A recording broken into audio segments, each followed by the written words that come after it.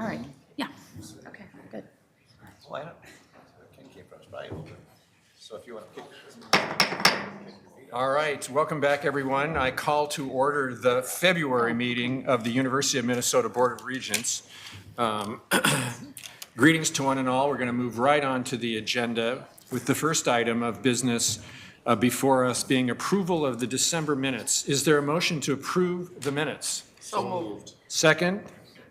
Moved and seconded. Any discussion? Seeing as there are no additional questions or comments, all those in favor signify by saying aye. Aye. Any opposed? All right, that motion is approved. Next, we'll hear the report of the president. President Gable. Thank you, Chair Powell, Vice Chair Mayron, and members of the board. So I'll start by noting that this month, as we do throughout the year, we recognize and celebrate the Black members of our university family, including exceptional accomplishments and contributions, as well as acknowledged and ongoing struggles, and how all this together shapes challenges and strengthens our campus communities. I do hope you'll join us throughout February and throughout the year, but particularly this month for our Black History Month events, including the University Relations Series, Where It Starts, which highlights stories of individuals and communities who continue to make Black history at the University of Minnesota and beyond, demonstrating that change starts wherever the powers of creativity, vision, and joy meet. It's also the legislative season, and it is very active over at the legislature right now. You heard during the Finance and Operations meeting yesterday an update on our budget framework and legislative request, and we've been very actively and robustly engaging over in St. Paul regarding that request, which fully reflects the university's priorities and the values that we articulate through the MPACT 2025 strategic plan.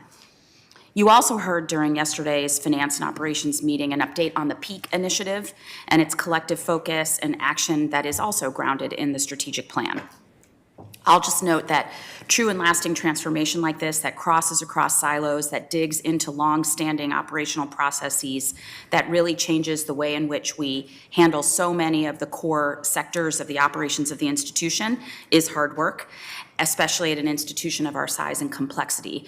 But as you heard, we're working really diligently across the university community with leaders, subject matter experts, staff, students, and others to ensure that what we come out with on the other side is a productive and effective design, that it's well implemented, and that it's well consulted. And as always, we welcome the university family's comments and questions and ongoing engagement throughout this process, and we will keep you posted as we take our next steps. I'll note, just for the purposes of this report, that later in this meeting, you'll hear about our university accountability report, and also you'll hear an update on the MPACT Healthcare Innovation Vision that we announced last month.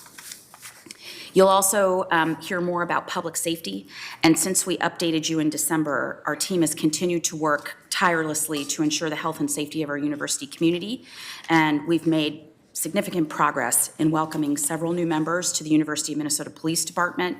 We've done some community engagement events, and we have an upcoming public safety forum on March 2nd from 5 to 6:30 p.m. at the Humphrey School, which I look forward to attending so that we can share updates on our efforts and seek feedback and suggestions from our community. I invite all of you to attend.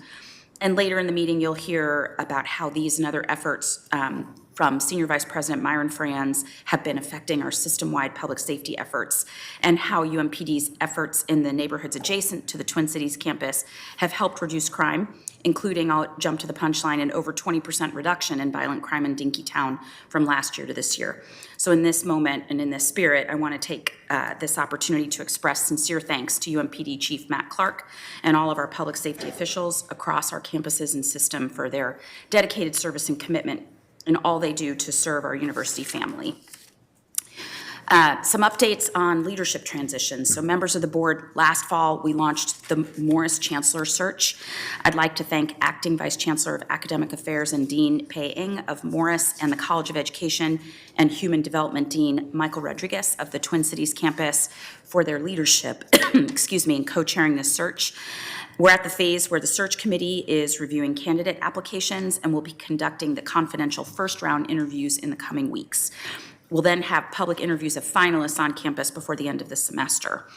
And then also, we launched our search for our next Vice President of University Services. I'd like to thank the whole search committee and the co-chairs, Laura Mulgard, who's the Dean of the College of Veterinary Medicine, and Bernie Galacek, Vice President of Information Technology and our CIO, for their leadership, and we'll bring you updates on that search as well. And then a special thanks to our Vice President for University Relations, Matt Kramer, who has been serving as Interim Vice President for University Services since last summer. As we all know, it is bittersweet to note that Vice President Kramer will be departing the U on March 3rd after 6 years of distinguished service. He has been an invaluable partner to me and an unbelievable member of the cabinet, and I, like so many across the university system, will miss his expertise and his sense of humor and his commitment to teamwork and a variety of other attributes that I won't embarrass him with. We will thank him properly at the proper time. But of course, we wish you the very best in your next leadership opportunity. So Assistant Vice President Janelle Brush will assume the interim role upon Matt's departure, and in first interviews for our next VP for University Services will begin in March, and we'll keep you updated on that search as well. With regard to university history, at the February meeting a year ago, the board approved the comprehensive changes to the board's policy on namings and renamings that included our 75-year sunset provision for honorary namings. Of course, we had additional discussion about other aspects of the policy today. But with regard to honorary namings, as an important next step in that process, the university's All-University Honors Committee is reviewing renamings and retention submissions for our 4 oldest named buildings across the campus: Falwell Hall, Sanford Hall, which are on the Twin Cities campus, Keel Hall, and Spooner Hall, which are on the Crookston and Morris campuses, respectively.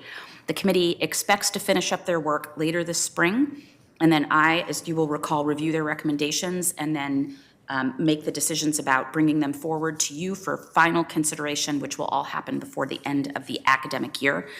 I really want to, we thank people often in this work, but Tim Johnson and the entire All-University Honors Committee have leaned into this brand new process with really tremendous effort and intellect and passion. And Bill Haldeman and my entire strategy team has been stewarding this. Doing something at this scale the first time involves a lot of work and a lot of lessons, and I'm very grateful to all of them for everything they're doing. So some updates on where I've been. Members of the board, since the December meeting, I've had a lot of opportunities to engage our community in some important and meaningful ways. I participated at the university's 42nd annual Martin Luther King Tribute Concert, our first hybrid concert under the leadership of our VP Mercedes Fernandez Ramirez and her team. For the first time, it was a wonderful event. I had the pleasure of attending the Gopher football victory at the Pinstripe Bowl in Yankee Stadium. I attended the law school's Lockhart Club appreciation event and was able to participate in the launch of our Impact Healthcare Innovation Vision. I met with supporters and alums in Naples and Fort Lauderdale. I had my meeting with the governor in St. Paul, as well as with legislative leadership, both in the House and the Senate committees, and then one-on-one regarding our budget proposal. We also welcomed the governor's cabinet to the Twin Cities campus, and we've had our standing meetings with my own cabinet, system council, FCC leadership, SSCC, the Foundation Executive Committee, and I am currently a mentor for the second year in the NCAA Pathway Program, and that has involved some meetings as well. I participated in board service for the Big Ten, ACE, and APLU since the last time I saw you. And members of the board, I also want to acknowledge, since the last time I saw you, the public concern over my corporate board seat, which I recognize that regardless of the intent, did become an unfortunate and difficult distraction for our community. So in the best interest of the university and in recognition of that feedback, I stepped away from the position. I want to take a minute to express sincere appreciation for our entire university community and state leadership for their feedback, advice, support throughout that process, as well as our shared opportunity in looking forward to ensuring that the university's good work continues, including what you will hear later related to Impact 2025 in the accountability report, and how all of these efforts together make certain that our university's best days lie ahead. And in that spirit, I'd like to close with some shout outs that make us all UMN proud. So members of the board, a shout out to the law school and the launch of their gun violence prevention clinic with support from the Joyce and McKnight Foundations. This effort is believed to be the first in-house law school clinic in the country with a focus on promoting gun violence prevention through strategic litigation. A shout out to 3 of our faculty, Alan Love, Cheng Kwan Calvin Sun, and Hui Zhou for being honored as lifetime AAAS fellows. A shout out to Dean Andrew Aline from CSE on his election to the National Academy of Engineering. A shout out to the University of Minnesota dance team, which recently took home 2 national championship titles in pom and jazz, adding to the program's now 21 national titles since 2003. A shout out to our UMD dance team, who also made history, winning their first national championship in open jazz. A shout out to our Gopher Athletics student athletes for recording the highest team grade point average in school history, with every team above a 3.2 GPA for both the fall semester and for their cumulative GPA.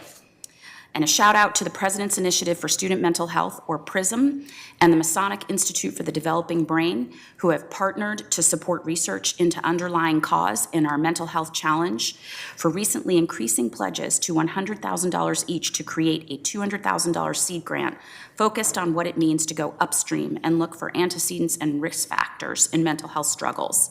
Here are the 2 recipients of this exciting research funding. The first $100,000 awardee is Dr. Ka Ip, a faculty member in the Institute of Child Development, who will utilize the ABCD data set and a multi-level longitudinal approach to investigate structural racism and its associations with adolescent mental health. And the second awardee is Dr. Katie Cullen from the Department of Psychology and Behavioral Sciences, whose research proposal is an arts-based intervention study that involves U of M college students who suffer from depression. And lastly, a video shout out about all the great happenings recently across the university.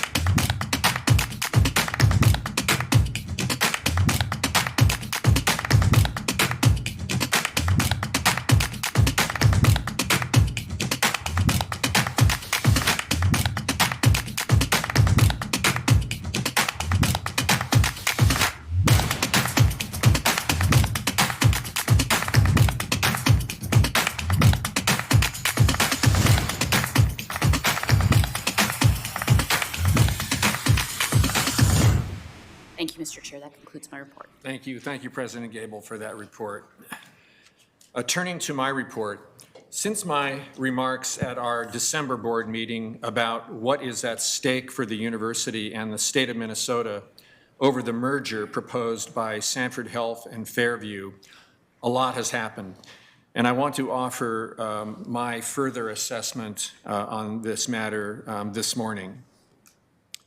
The future of the medical school and its role of service to patients and the public health of Minnesota is on the line with this proposed merger.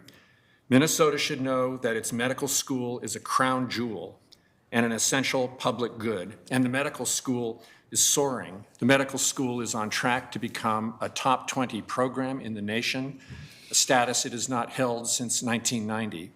The medical school trains 70% of the doctors in Minnesota, and no surprise, as we're number 2 in the country for primary care training. And those doctors in turn serve in hospitals and clinics in all corners of our state. The university's faculty, organized as the University of Minnesota Physicians, touch over 1 million Minnesota patients every year. That teaching and clinical care benefits from what is learned through ongoing medical research, which topped $340 million in NIH funding in 2022, with higher expectations in 2023. Fairview's CEO recently characterized the university as an ivory tower. If you want to characterize what the university means for Minnesota, you need look no further than this week's Board of Regents agenda. The university is arm in arm with Centricare to bring a new medical education program to Greater Minnesota and expand the reach of our residency program to serve rural communities. St. Cloud State is home to a nursing school collaboration with the university.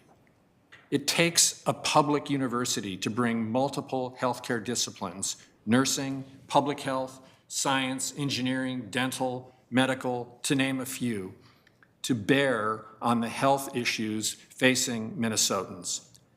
And that is just a modest set of reminders of how the university faculty are on the front lines of healthcare, alongside university-trained nurses, mHealth Fairview employees, university-trained pharmacists, School of Public Health researchers, working in emergency rooms, operating rooms, university laboratories, making rounds and doing everything humanly possible to save lives and treat illness.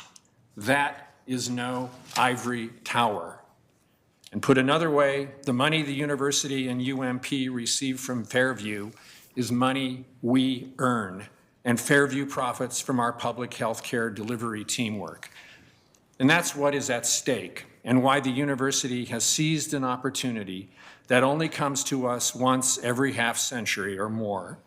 We are at a crossroads. It is incumbent upon Minnesota and this university to do this right.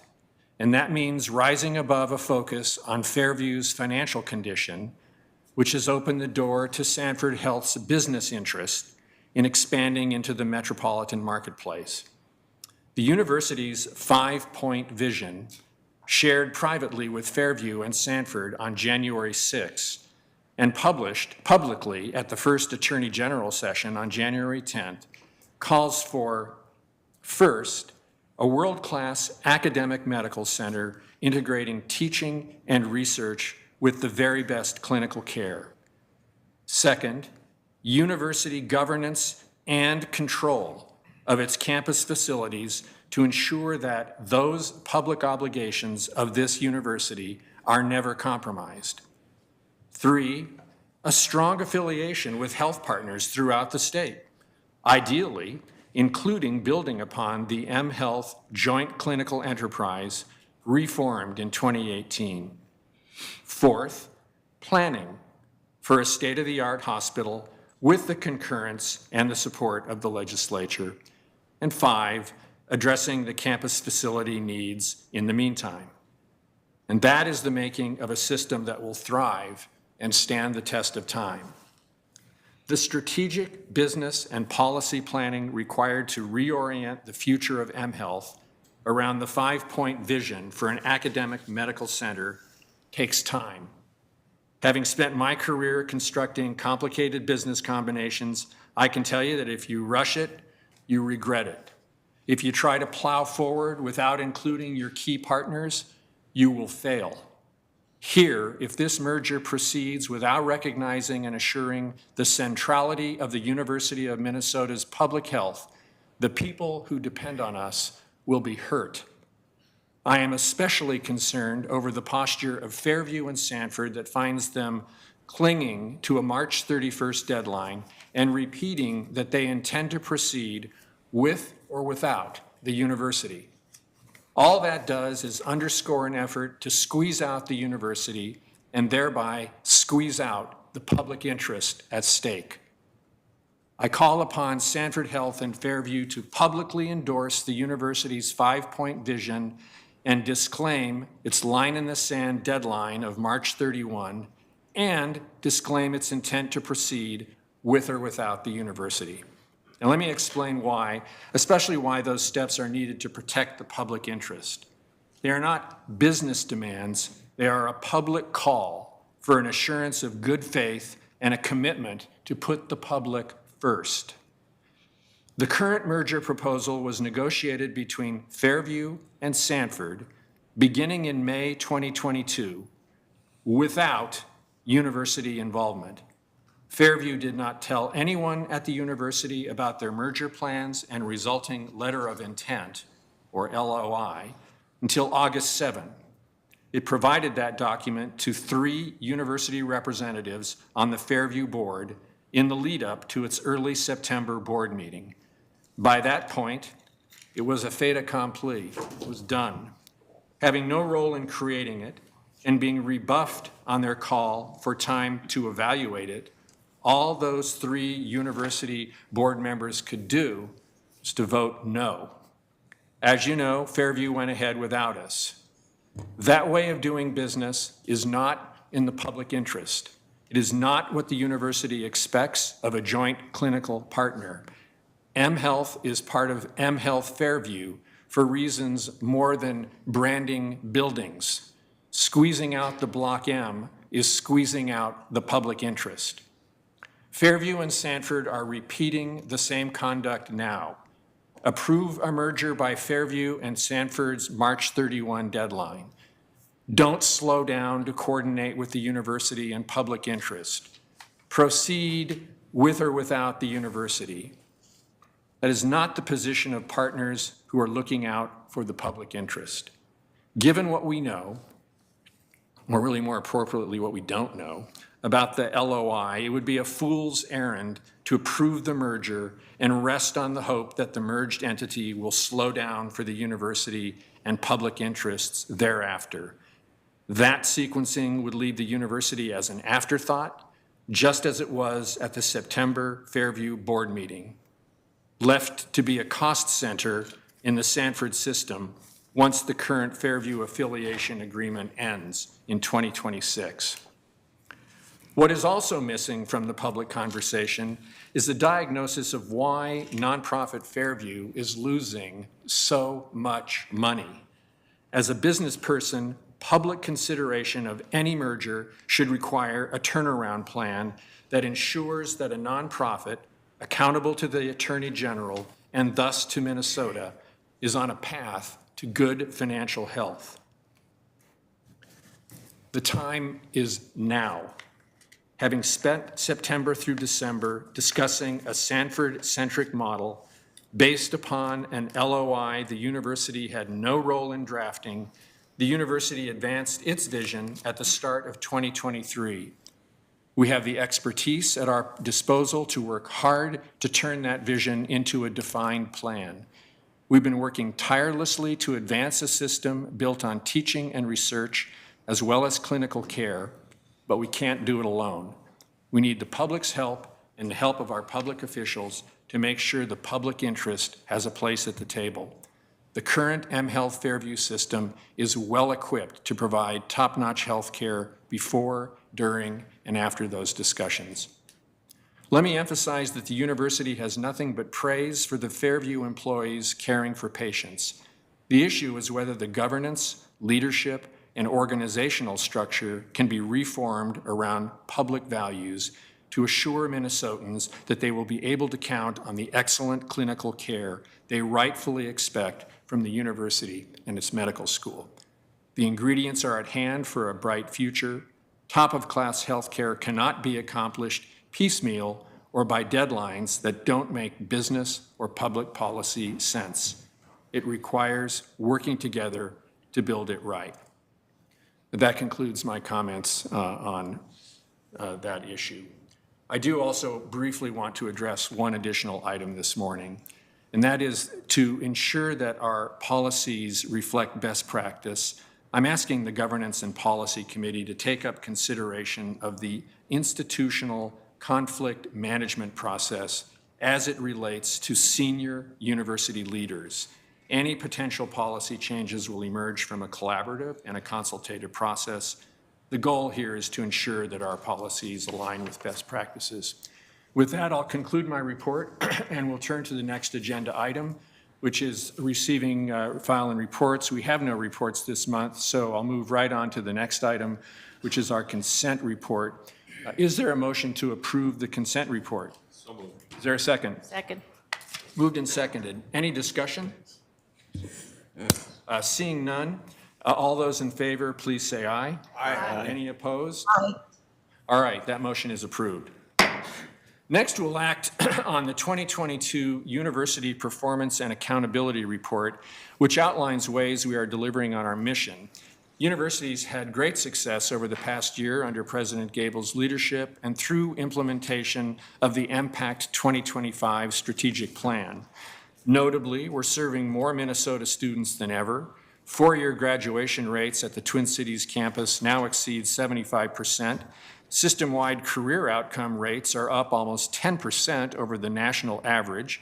The university achieved 2 consecutive record-setting years with over $1 billion in research awards. We've embarked on a targeted model of distributed education with the launch of Next Gen Med and Next Gen Ag. The medical school is ranked among the best in the nation, and a system-wide capital financing strategy has led the university to issue $500 million in bonds for capital projects. So the university's success has been wide-ranging and impressive. President Gable and Provost Croson, are there any changes or highlights you wish to address before I seek a motion? No, Mr. Chair. Thank you, President Gable, Chair Powell, members of the board. We seek your approval of the University Performance and Accountability Report, which we presented and reviewed with you in draft version in your December meeting. Since that time, final proofreading has resulted in small corrections and clarifications, each of which has been outlined in their docket. I want to repeat my thanks and acknowledgement to the multiple units who worked together to produce this document, especially acknowledging colleagues in University Relations, the Office of Institutional Analysis, and the President's and Provost's Office. Chair Powell, members of the board, President Gable, and I recommend the university's Performance and Accountability Report for your approval. Thank you. Thanks, Provost Croson. Is there a motion to approve the 2022 University Performance and Accountability Report? Is there a second? Second. All right. Any additional questions or comments on the accountability report? Regent Verhalen. Chair Powell, we reviewed a draft of this back in December. We had a chance to review it again. I continue to be impressed with the commitment of all of our system campuses to all of the goals set out in this. When MPACT 2025 was created, we had no idea what kind of world would be in front of us. And so just a big thank you to the university community for continuing to be so focused on delivering all of the things that make the University of Minnesota a wonderful institution, and the road ahead of us continues to develop, and we will wait and see where things go, but really appreciate the direction we're headed in. There's a lot of really good information in here. Great. Thank you, Regent Verhalen. Any other comments? Regent Farnsworth. Thank you, Chair Powell. I'd echo the comments of Regent Verhalen and ask one quick question as a new-ish regent still. You know, this obviously there's a lot of work that goes into this report. I read the background about why we do it. What do we do with this report now? Is it mailed? Is it mailed to legislators? Is it like, how do we show off the work that went into this report? What happens next? President Gable. Mr. Chair, Regent Farnsworth. So just taking one step back, we are required to provide an annual report to the legislature. That is the accountability report vocabulary that we use. But we also want to report on where we are with the timing and deadlines and metrics that we committed to on the strategic plan. So over the last 2 years, now that we have outcomes in the strategic plan, we've been merging those two reports together. So what you have before you now is the report that will go to the legislature and is the outcomes of the strategic plan. So it will go to St. Paul, and then we update the website and, as appropriate, push out good news using the typical channels for university relations. Great. Thank you. Thank you for the question, Regent Farnsworth. I think we all just got educated. Thank you. And other questions, comments? All right. I have just Oh, please, yeah. I just want to stress that we talk about the report, but what the report is puts into two-dimension what is a three-dimensional effort that has been going on since I became a regent, since we worked in collaboration with President Gable to create MPACT 25.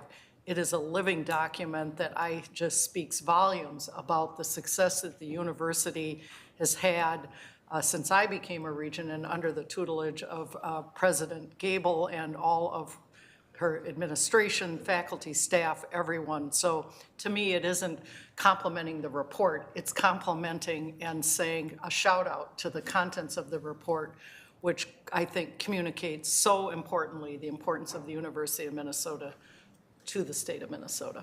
So just want to make that comment. Thank you, Regent Mayron. All right, seeing no additional questions or comments, all of those in favor of approving the 2022 accountability report, please say aye. Aye. Any opposed? All right, that motion is approved. Thank you.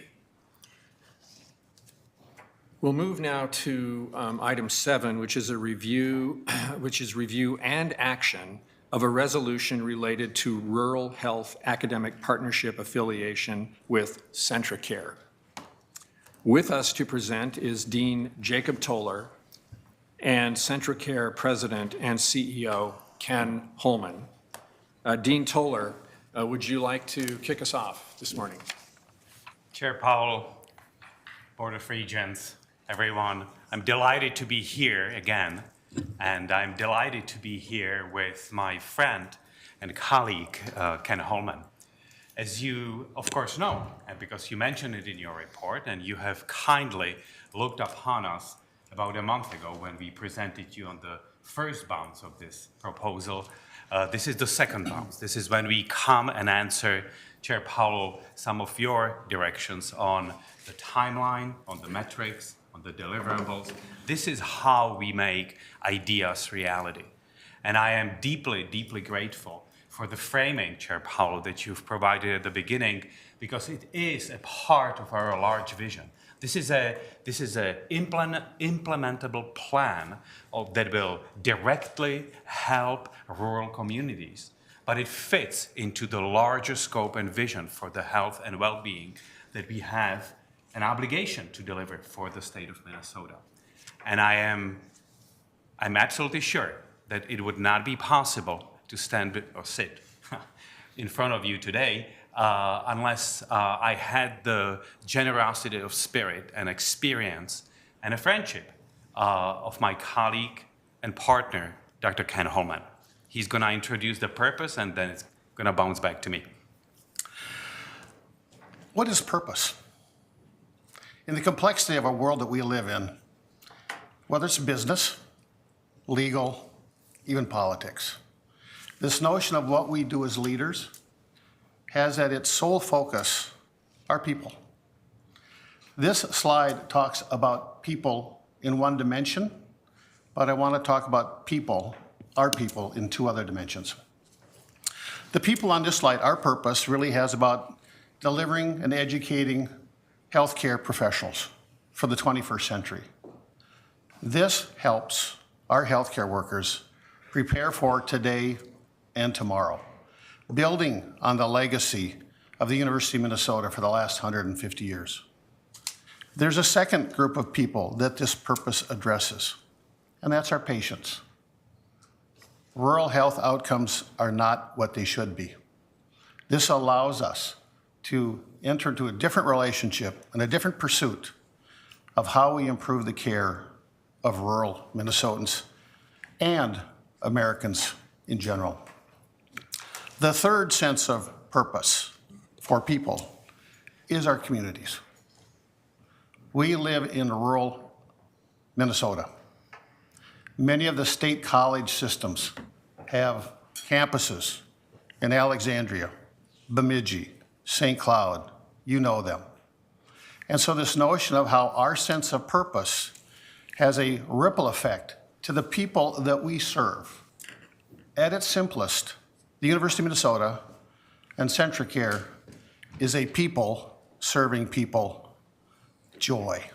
And that's what this is about. Not only healthcare professionals, it's about our patients and their families, it's about our communities. Thank you, Ken. So looking at the purpose statement and listening to my friend here, I also want to make sure that everybody understands that this is about a concrete person. This is about somebody who is 80 years old, who lives 2 hours from the clinic. There's 2 feet of snow outside and minus 20-degree weather. That is the person we are talking about. And then we are talking about a young medical student that is training at our medical school, and she's going to connect the purpose of her life, personally and professionally, with the community, because we will make it possible. Because as I said the last time when we presented here to you, the challenge here is simple. I mean, if you want to have rural physicians, you train them in rural Minnesota, because the people will see them in the market, they will see them in the gas station, they will ask them, at their kids' high school game, and they will connect in ways that is impossible to simulate in any other way. And they will sort of grow together in this way. We, however, are always looking at ourselves with this laser focus on getting things done.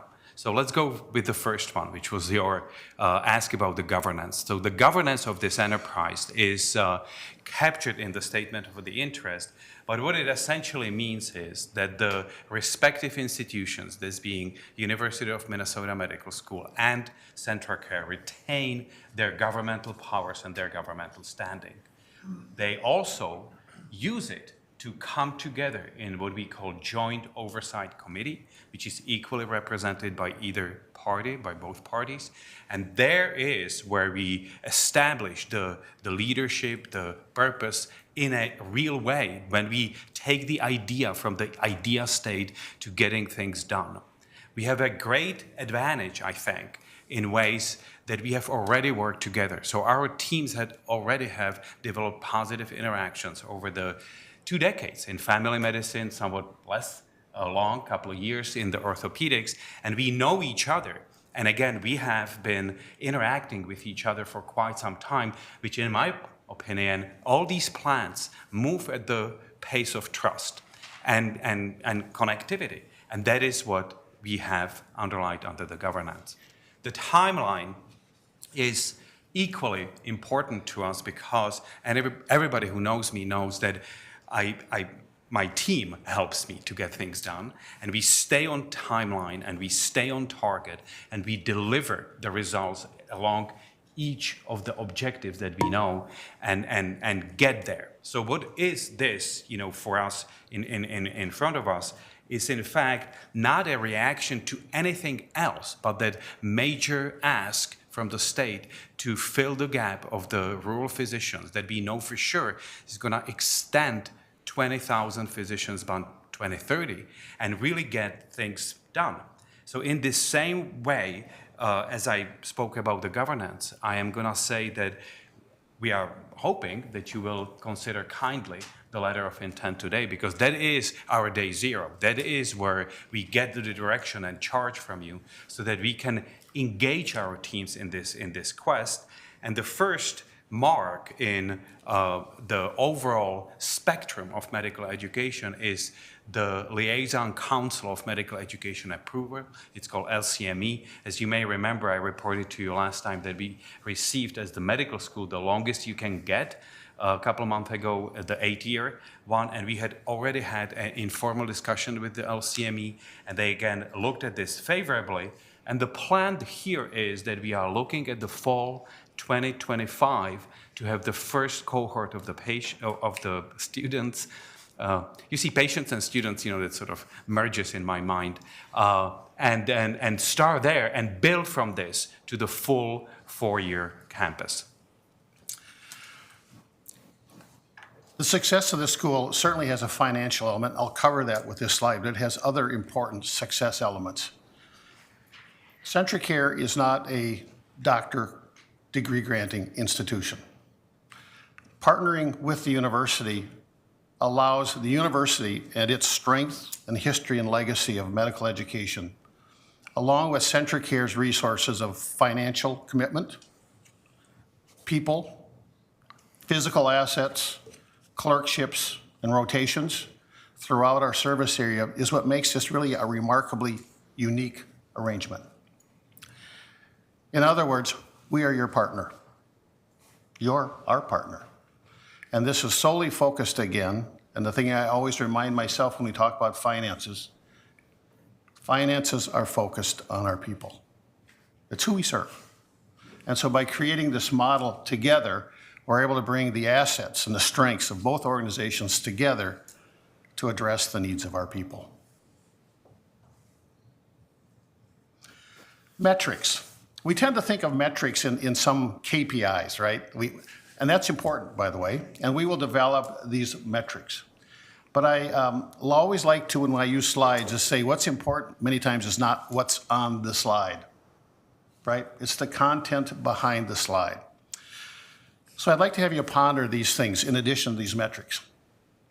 Behind every physician, there are 20 support people. 20. Those support people live in our community. They're nurses, LPNs, medical assistants, lab tech, finance people, IT people. So if you take a look at this over time, 500 physicians over time, times 20.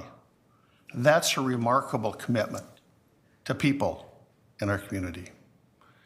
The downstream revenue for a physician varies between $1 million and $2 million per annum. That stays in rural communities. Take that number by 100 or 200. One of $8 to one of $10 in rural Minnesota has a medical association to it. So is this about supporting our people and the metrics that you see? It also makes a difference in the metrics of stuff that you can't necessarily measure, but you feel. You feel the pride of a town and their local healthcare providers.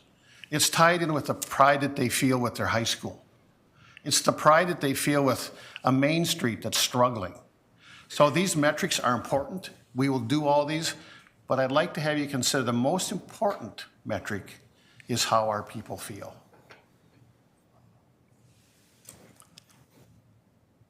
So this is the statement of interest. You know, what I would like to amplify first, though, before I hand this back to you, Mr. Chair, is that this is a multi-layered proposal. This is about people that are not just physicians. This is about nurses. This is about pharmacists. This is about vet med doctors, public health, dentists. You know, this is about allied health. This is about the whole team. And we are looking at this from the perspective of having done some of this. So I hope that we have earned some credibility, for example, by, on your behalf, leading the Duluth campus, which has been incredibly successful over the last 50 years now. And a lot of the learnings that we have gained there can be repurposed, if you will, you know, in the new environment, and it fits beautifully with our quest to be the medical school for the whole state. And having more medical campuses, of course, will be having more doctors and allied health science professionals. So in this faction, I am truly grateful and humbled by the support that you have provided us so far. And I'm grateful to Ken Holman for his generosity, and because he's so humble, he may not tell you, but I will, that when he put together the number of the logos of the organization that support this in St. Cloud, it's 3 full pages, and these logos like this big. So there's a lot of support, and I presented to the Central Care Board. I spoke at the Rotary Club there, and you can sense it. You can feel the energy coming from the community there. So collectively, I am profoundly grateful and hopeful. And with that, I'd like to hand this back to you, Mr. Chair. All right, thank you, Dr. Toller and President Holman. I'm sure we're going to have a lot of discussions and a lot of questions and robust discussion right now. I'd like to start off with my own, which is really more of a process question than anything else. I mean, this is tremendously exciting. I think we're all, you know, and it's really inspiring. We're all excited by this. And we thank you for bringing, you know, this idea forward. It's also a very complex initiative involving, I mean, it has, you know, questions of strategy, financial planning for an institution, an idea that's going to teach, do research, have a clinical program. It's, as you mentioned, it will involve private support, it will involve public support. I mean, there are many dimensions to this. And my understanding is that today you're asking for support of a non-binding letter of agreement, which indicates, work to be done. I think it would be helpful, if not today, soon, to gain an understanding of how the process will unfold before the Board of Regents. Are we going to come back and look at different components over time?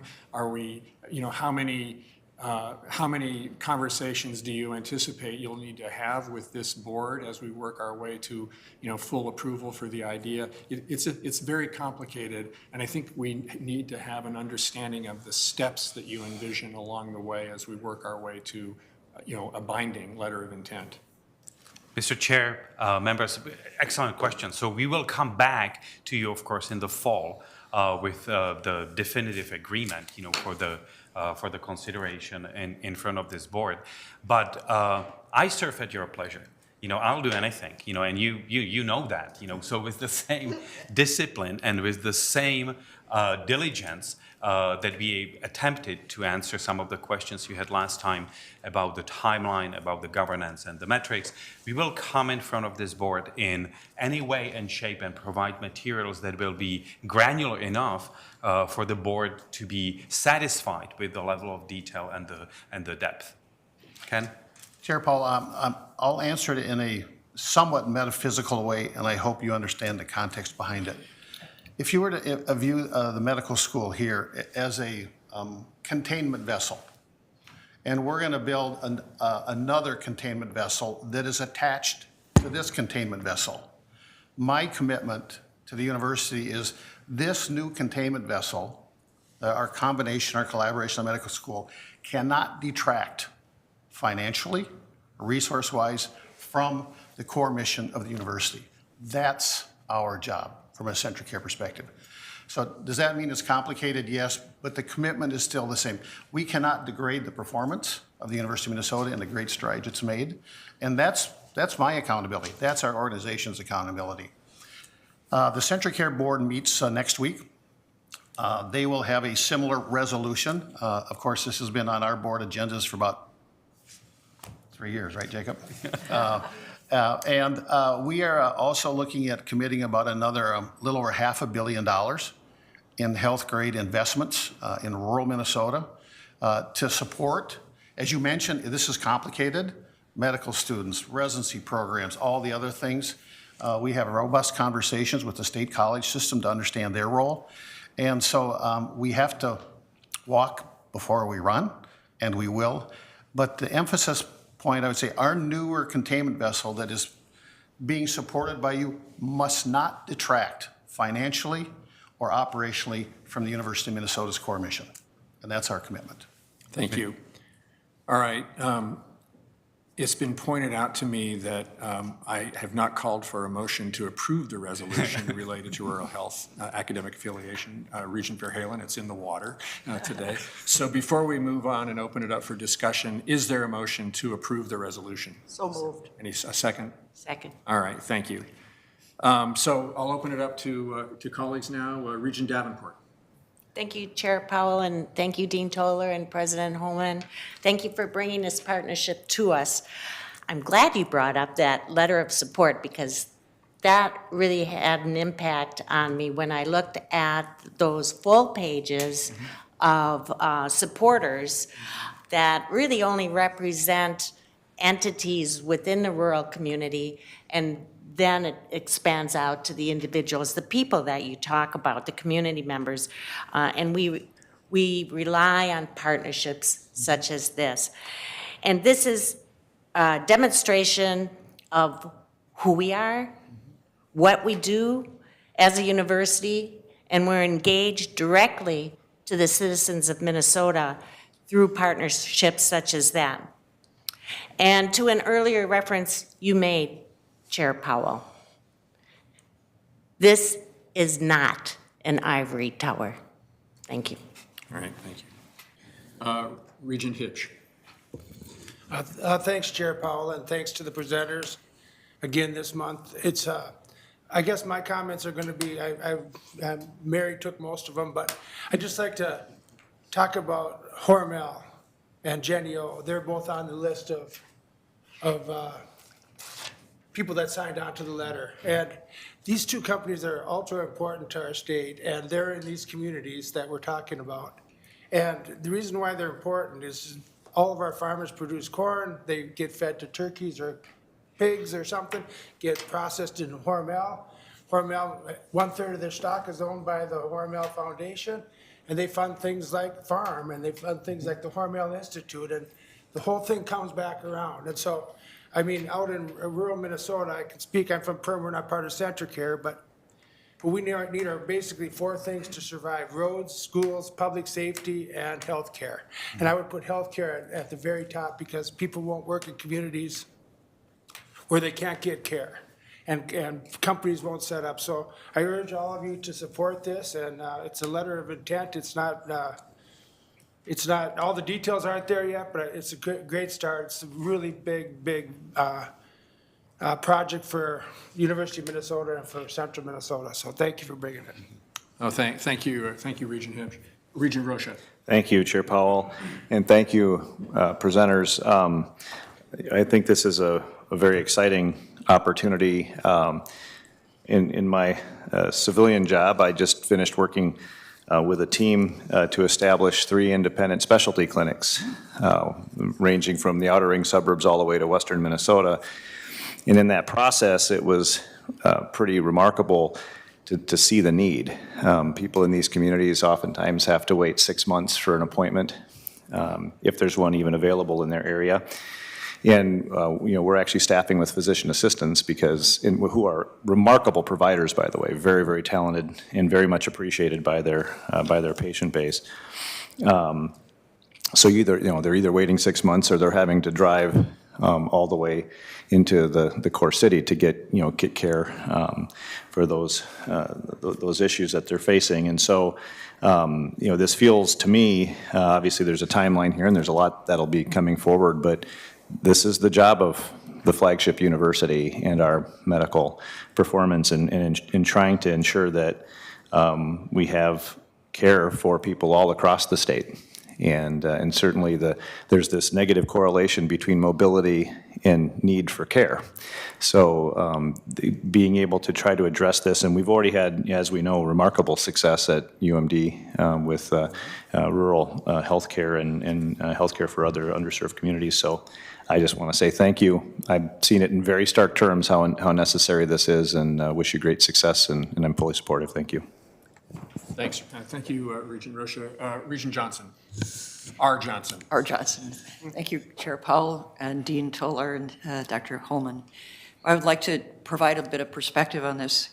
It's 50 years this year, the academic year 1972-3, that we started 2 new medical schools in the state of Minnesota. One was in Duluth, and the other one was in Rochester. These were important. They're both excellent schools. They serve different purposes in many ways. Duluth has done a fantastic job with family medicine, primary care, rural health care, tribal nations. Great. Mayo has its own set of important value to the state of Minnesota. But at the time that those 2 medical schools were added in 1972, the population of Minnesota was about, 3.8 million. And right now, it's almost 2 million more. It's at least like 5.7, 5.8 million. So in that time, with the significant growth of our population, we haven't added any new physicians. It's the same number we had back then. And I think that is part of the issue and a perspective to keep in mind. And then at the same time, obviously, there is a tendency for people to group around areas of education. So we've got the Twin Cities, we have Duluth, we have Rochester, but many other parts of the state do not have the same access to healthcare at all.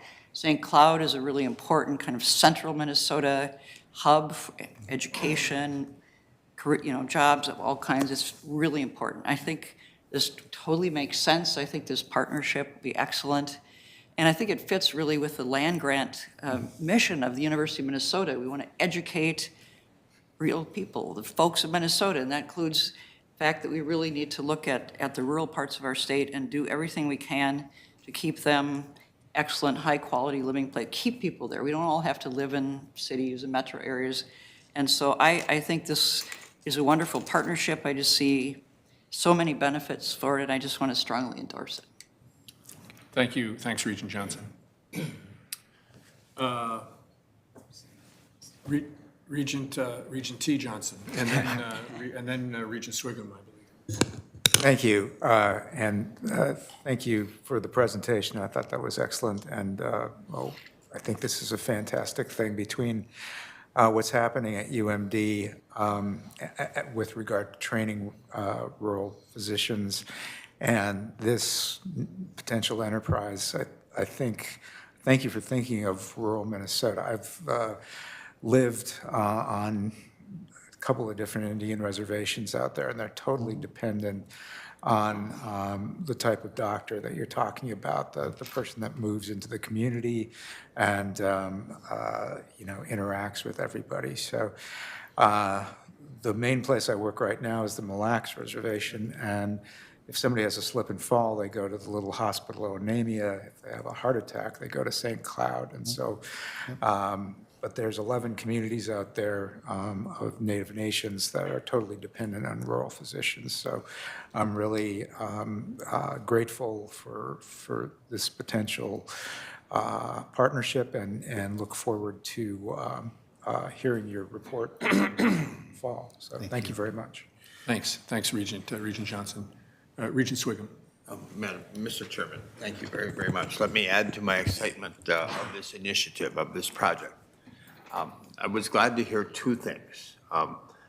You mentioned a collaboration with Minnesota State. I'm very happy to hear that. We need to do more of that. And you mentioned, I think you termed it as the containment vehicles, one not going to affect negatively the other. Very glad to hear both those comments. Tell me about the future. I assume, I'm just making an assumption now, that there will be some approach to the legislature for some funding, some monies. Destination Medical Center St. Cloud or whatever, rather than Rochester. How, in our thought and our strategy, are we going to separate to the legislature the request of this initiative versus their support for the flagship here, if the flagship's okay, support for maybe a new hospital, Regent Hipshit sometime in the future? I don't know if that's in the cards or not. We've talked about it, Jacob. Tell me about the strategies of approaching the legislature for monies, because I assume that will be done. That will be one of the resources. So the funding for this has, at the beginning of the day, 3 bins of support. One is certainly, of course, Centricare as an organization. We have reserves that we are going to commit to this, so that is one bit of funding, and I alluded to that earlier. The second bin of funding is philanthropy. We have a foundation. There's a great deal of interest by our corporations and individuals in central Minnesota to support that. We have been waiting for a kind of a green light to approach that more directly, but there will be a significant philanthropic campaign that Centricare, as well as we had a meeting with the U of M Foundation. There might be somebody in the U of M Foundation realm that might have an interest in supporting this. Again, we're not going to detract from the core work that the U does. Specifically, Regent Swigum, on the notion of how to approach the legislature. We have had conversations even this week and last week with legislators who have called us and said, what's going on, what's happening?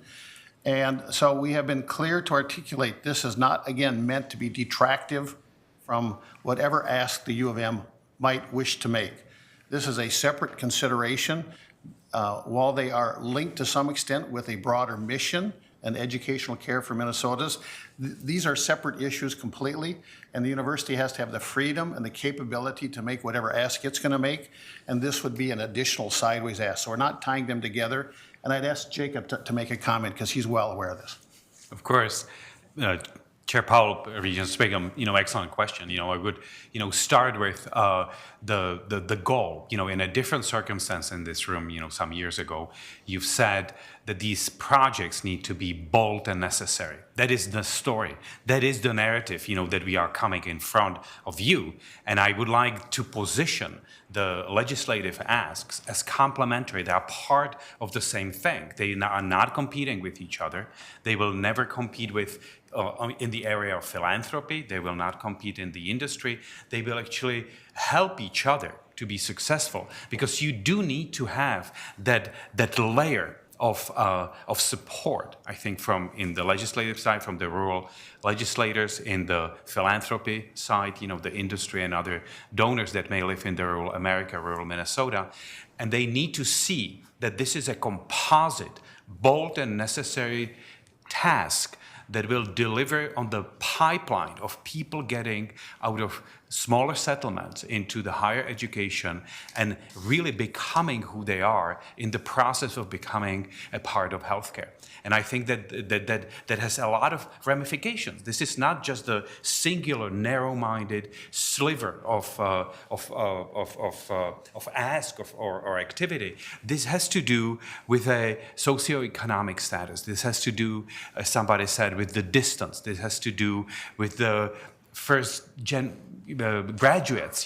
This has to do with the community, and we have some standing in all of these to be able to have non-competing, complementary asks to all the respective bodies. Chair Powell, Regent Sviggum. Thank you. Regent Sviggum, follow-up? Just, that we need to be aware of this, and we need to be aware of their perception, very clear. Yes. But I like your responses. I like them. B plus? B plus. No, I've never given you less than an A plus, Mr. Toller. All right. Okay, Regent Mayron. Just building on the comments by Dean Toller, what I like about this is it's taking a very holistic view of the needs of the state of Minnesota with respect to healthcare.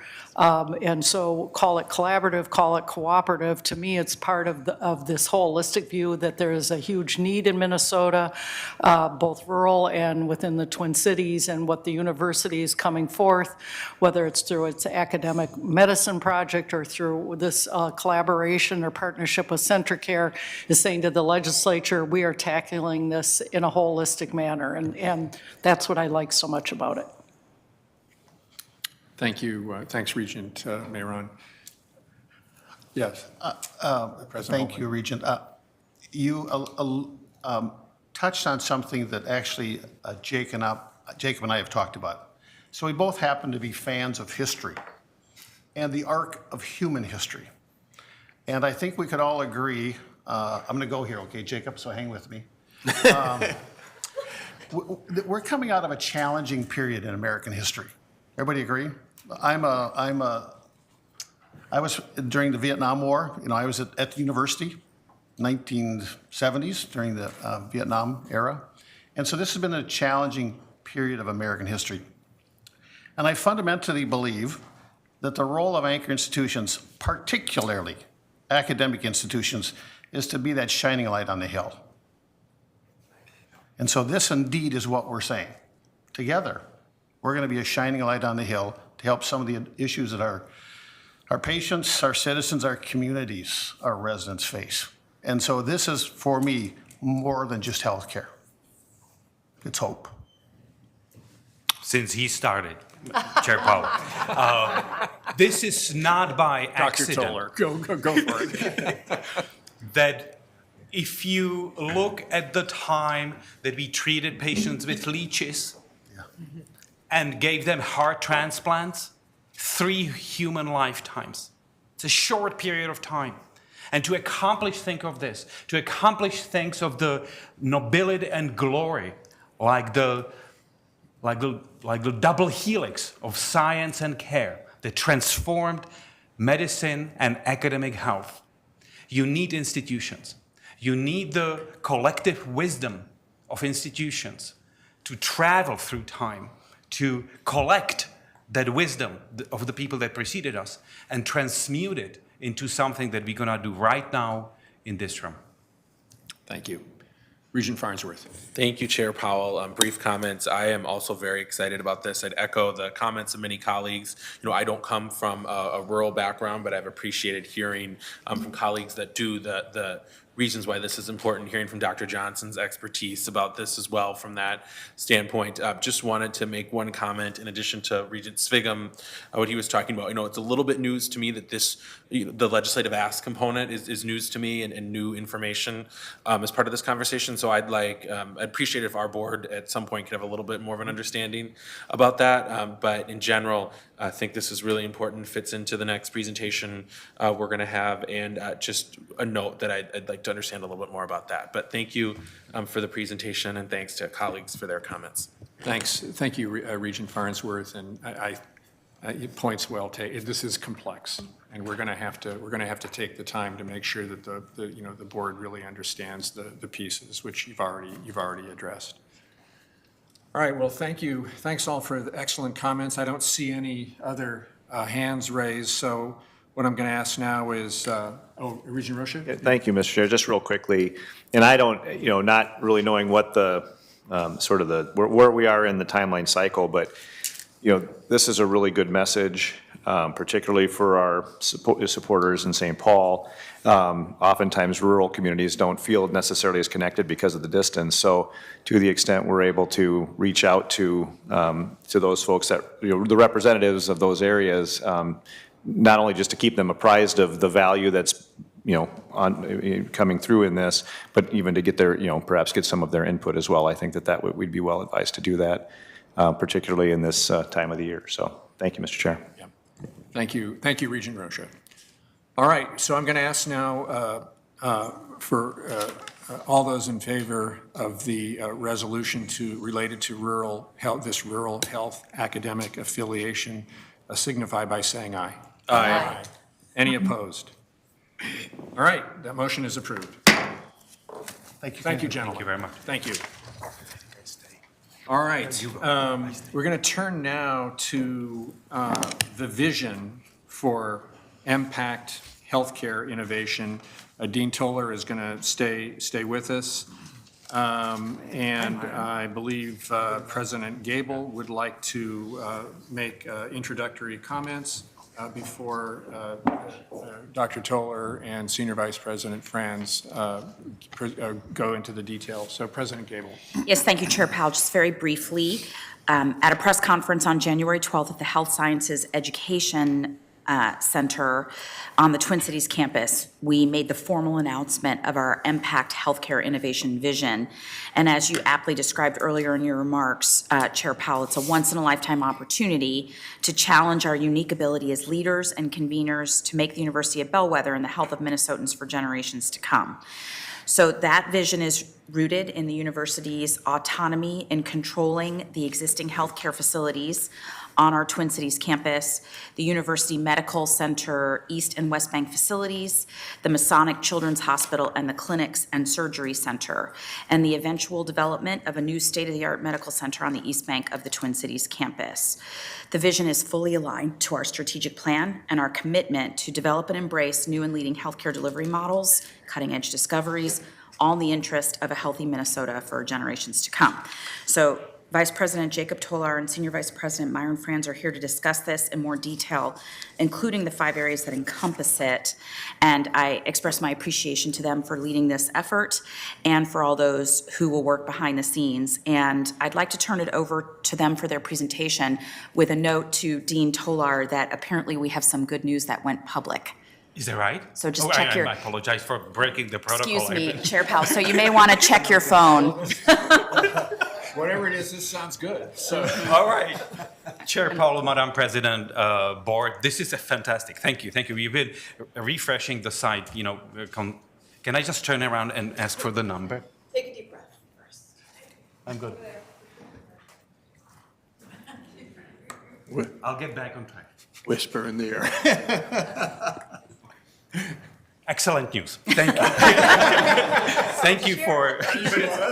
No, I'll get to this. I want to. Yes, we are the top decile medical school. Thank you for your support and thank you for everything that you have done in that direction.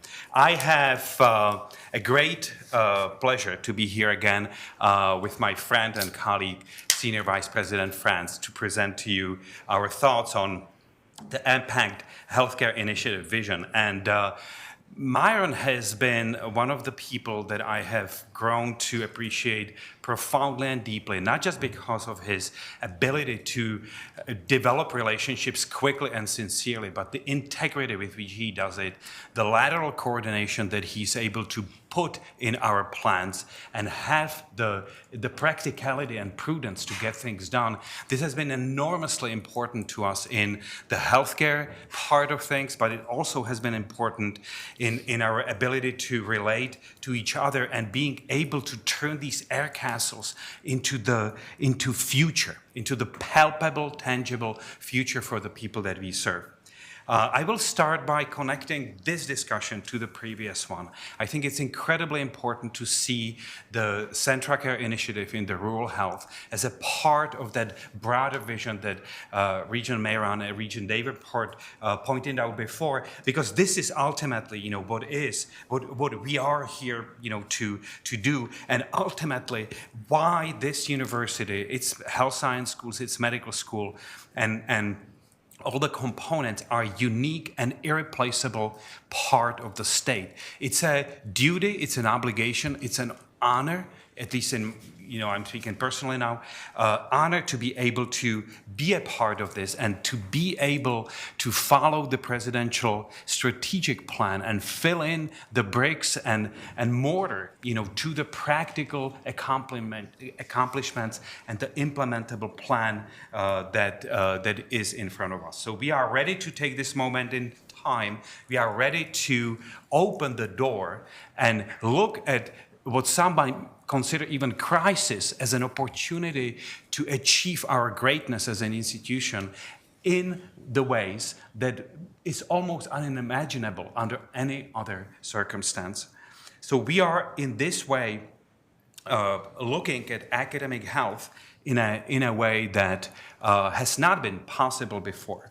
So I'm grateful, Chair Powell, for your comments that were very clear and very firm, which both the clarity, the transparency, and the strength of that diplomacy is incredibly helpful in the current time. I do understand and do agree that we need to seize that moment in time and really establish ourselves as what we are and become what we are in the academic health way. And the first part of this has to be, why are we doing this in the first place? So of course there are people behind this. There are people that are patients, clinicians, communities behind this. Why we are doing this as a university is that we have a unique virtues, I think, in the tripartite mission in the field of medicine and healthcare. What I mean by that is that we combine the training, innovation, and clinical care into one product. They are inseparable, and despite of some of the voices outside of this room, they are inseparable. Because, as I pointed out in my example with leeches, you cannot be a compassionate doctor without innovation. You just cannot put a pacemaker in somebody's heart if you don't have the technology and engineering behind it. And it's almost mind-boggling to me sometimes why this is such a difficult thing to grasp. Because the care that we are providing, the clinical care in the operating room, in the ICU, in the clinic, is derived from the science that underlies this. And in the same vein, the obligation, if you were taught, and I was, and I'm deeply grateful to people who taught me parts that I can then put in service to others. If you were taught, your obligation, in my opinion, is to teach others. And there's no other way to bring that collective wisdom of institutions such as this university to the next generation and create that in the medical school case, 135-year history, that is the layered accomplishments of this, unless you are able to incorporate the training into what we are doing. And if you look at the whole state, and again connecting to the previous discussion of state of Minnesota, if you look and put a dot at every place where we train a healthcare professional, a new physician, new nurse, pharmacist, and so on, it's like a measles map, rash of the measles. It's like everywhere. We are everywhere, and we are connected, and that is, I think, what's giving us the strength to come in front of you and articulate the downstream from your vision and make that vision into a plan and make it into something that truly matters. We have 1,300 subspecialists and specialists, physicians in the clinical practice. As you, Chair Powell, said, we touch 1.2 million patients every year, and we provide something that nobody else can. And the reflection of the research accomplishment that you so gratefully let me hear at the beginning of the presentation is a part of it. We were not at this position for 33 years. This is a long time, and we have worked very, very hard to achieve this very significant milestone. However, I have to say with some embarrassment that I came in front of you some time ago, and because of the COVID and other challenges that we have seen in our environment, I ask humbly to have the goal, the target for the medical school to be top 25 by 2023, postponed, reframed to be 2025. And in your generosity, you said yes. Well, thank you. I can report now that we have overachieved in this, because we certainly have been able to accomplish this goal at the same original date by 2023. Now, I should say that in everything that we do, and this is the right side of this slide, this is an interprofessional environment. Things work better in my bone marrow transplant unit, everywhere. Things work better in teams. There's almost nothing that I can think about in medicine today that would work well if you are just a lone individual.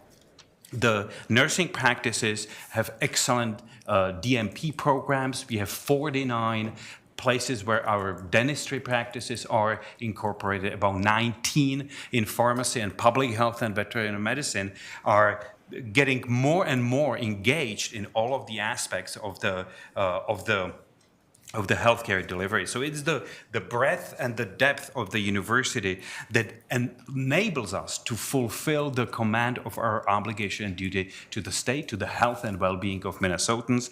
And this is why it's meaningful. This is why it drives people to do things that are near heroic sometimes, and in composite are incredibly life-changing for themselves and also for the people we serve. Because you've heard me say before that the healthcare system in the United States is broken. The business of healthcare is broken, and it is only in the humility, but also rationality of understanding how academic institutions such as ours works, that we probably are the only place that can really be the change agent in that healthcare that is becoming more and more burdensome to many, and that has compromised access, equity, quality, even experience, patient experience in ways that we are now in a position and moment of time to change.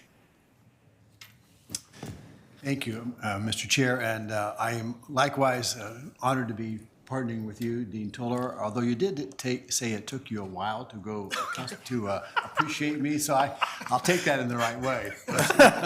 Milliseconds. This slide shows graphically what Chair Powell described earlier and what President Gabel described in terms of a 5-point plan. And I think Chair Powell made it quite clear earlier why this moment has come now. And as a direct result of the merger talks between Sanford Health and Fairview, and in our view, their unrealistic timeline for the proposed merger to be completed by March 31. We've been very active at the Capitol and with the Attorney General's office in explaining the university's position on the timing and the structure of the proposed merger. We believe it is critical at this time to propose the best solution for the people of Minnesota. Or in other words, as Attorney General Ellison said, it is more important to get this right than it is to get it done quickly. Now, as described by Chair Powell and President Gabel, I want to add a few thoughts to our 5-point vision. Dean Toller will, after me, talk more about the world-class academic health system in terms of what it means today and for the future. But number 2, in terms of returning university governance and control to our campus or our flagship facilities, this is about ensuring that this board and this university are the decision makers about how we invest in our flagship campus, the facilities that support our faculty and our patients, and giving our faculty the responsibility for running them in a way that supports the academic medicine that we deliver and improves access to the innovative care. Number 3, in terms of partnering with community health systems to ensure the full spectrum of care, to drive referrals, and importantly, to provide increased access to our health care to more Minnesotans. Fairview is our current partner, priority partner under the mHealth Fairview brand.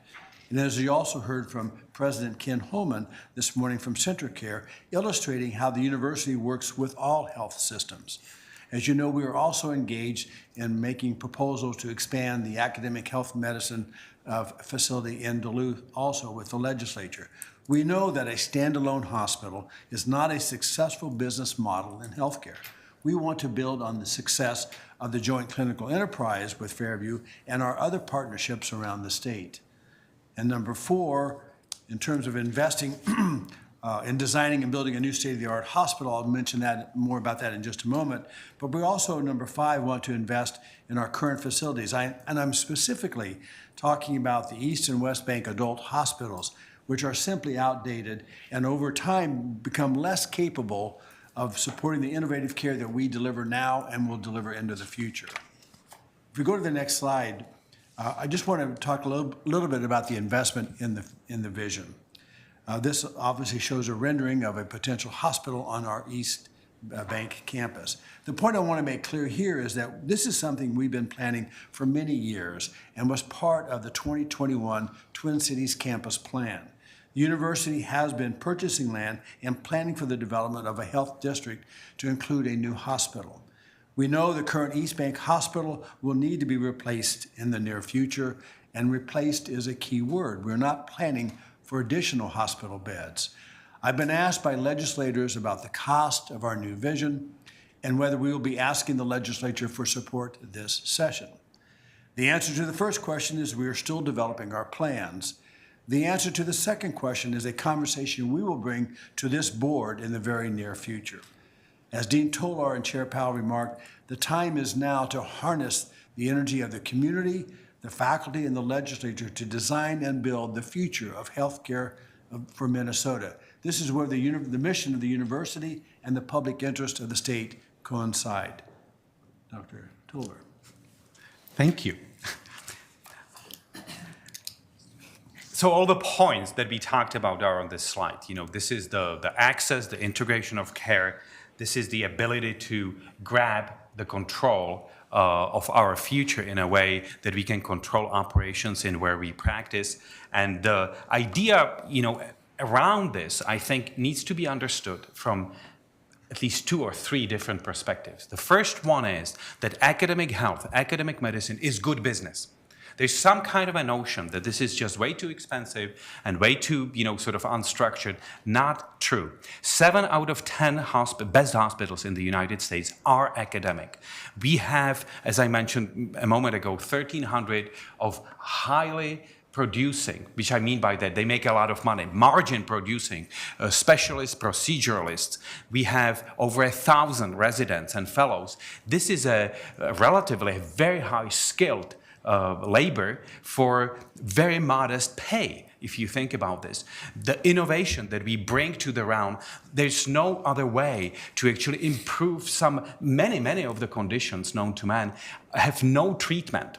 You know, it's sort of like go home and be nice to that kid, or just, you know, just say, you know, get your books to your neighbors, you know, and just ride the end, you know, of this. There's not a good treatment, and the simple thing to think about this, if the standard of care is of this limited value, you know, to you or your loved ones, then you need something else. And the only way that we know how you can get something else is that you look at the understanding behind it and you assemble the pathology pieces of that equation in the liver, in the brain, in the skin, whatever that is. And then you put it back together and you say, how can I improve this? How can I help here? How can I help there? And that is what academic health is. That's what it means. That's why it's a good business. That's why it's so important to keep in mind that the things are hinging on the university's R&D, which is the conglomerate of not just the health science schools,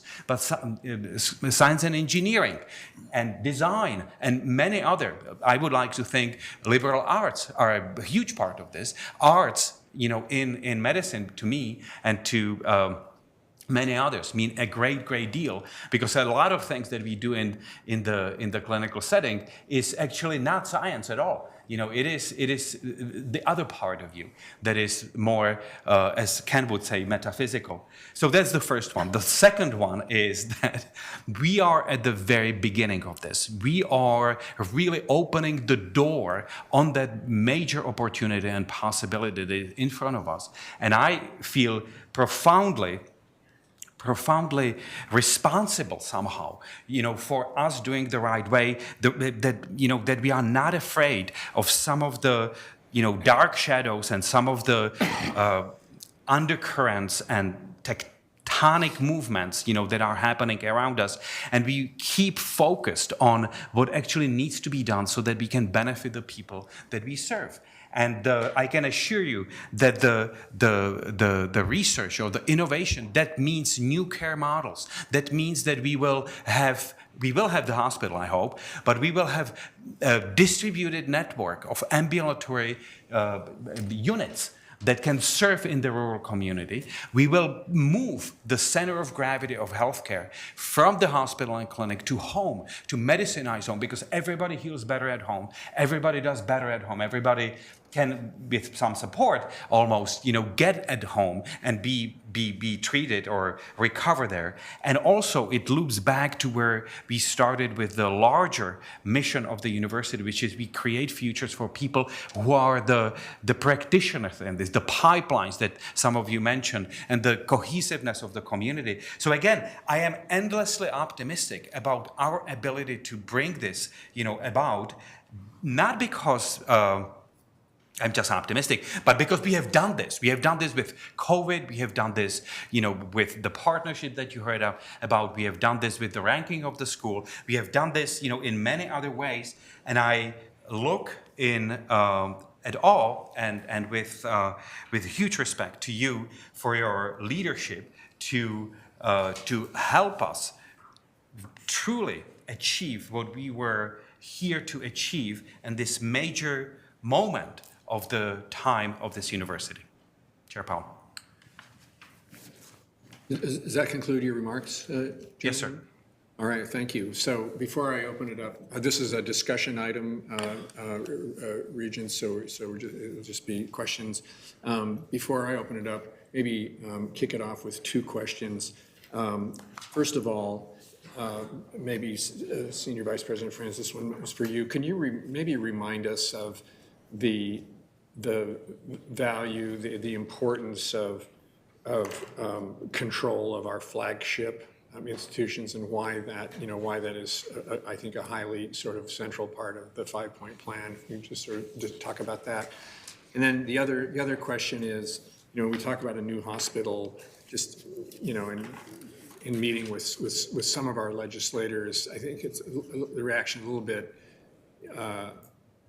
bit of surprise. I mean, it's because we know it's a big number, and I think it would be helpful to understand maybe the planning horizon for hospital. I mean, some question is, you need it now, a year from now, 2 years from now, and my understanding is we're talking about it's a pretty comprehensive planning process. So if you can talk about the time frame of the new hospital. So anyway, those two questions. Mr. Chair, thank you. So first of all, in terms of the control of the flagship assets, one of the reasons, and you discussed this in your remarks at the very beginning, and I mentioned it as well, one of the reasons that we are focusing on this new vision now is because the proposed merger accelerated this discussion some, and that's because the proposed merger by Sanford and Fairview would have the ultimate control of the new merged entity, Sanford entity in Minnesota and elsewhere, would be by a South Dakota board. And that board would have ultimate control in terms of governance and investments and everything from, top to bottom. So our concern was that under the current scenario by this merger was that the flagship assets on the campus of the University of Minnesota would be under the ultimate control of this new South Dakota board from the new Sanford entity that would result from this.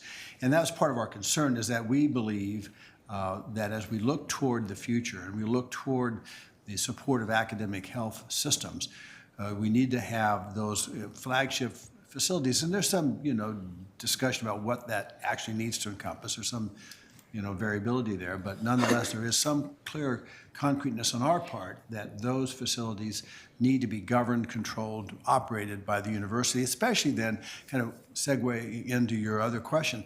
If we're considering building a new hospital, then the first thing we need to do is run hospitals now into the future. So as we think about a transfer of the East Bank facility into the new state-of-the-art hospital in potentially 2030 or 5 to 10 years down the road, then you want to make sure that you have that operational capacity and you have the authority of those beds in order to move them, because if you didn't have the authority to have those beds, you might have a hospital with beds and no authority for patients. So that's part of that overall diagram. But we're really looking at phases here. The first phase, in our view, is the phase of transferring or redirecting some of those flagship assets from Fairview. In particular, I'm talking about the East Bank Hospital.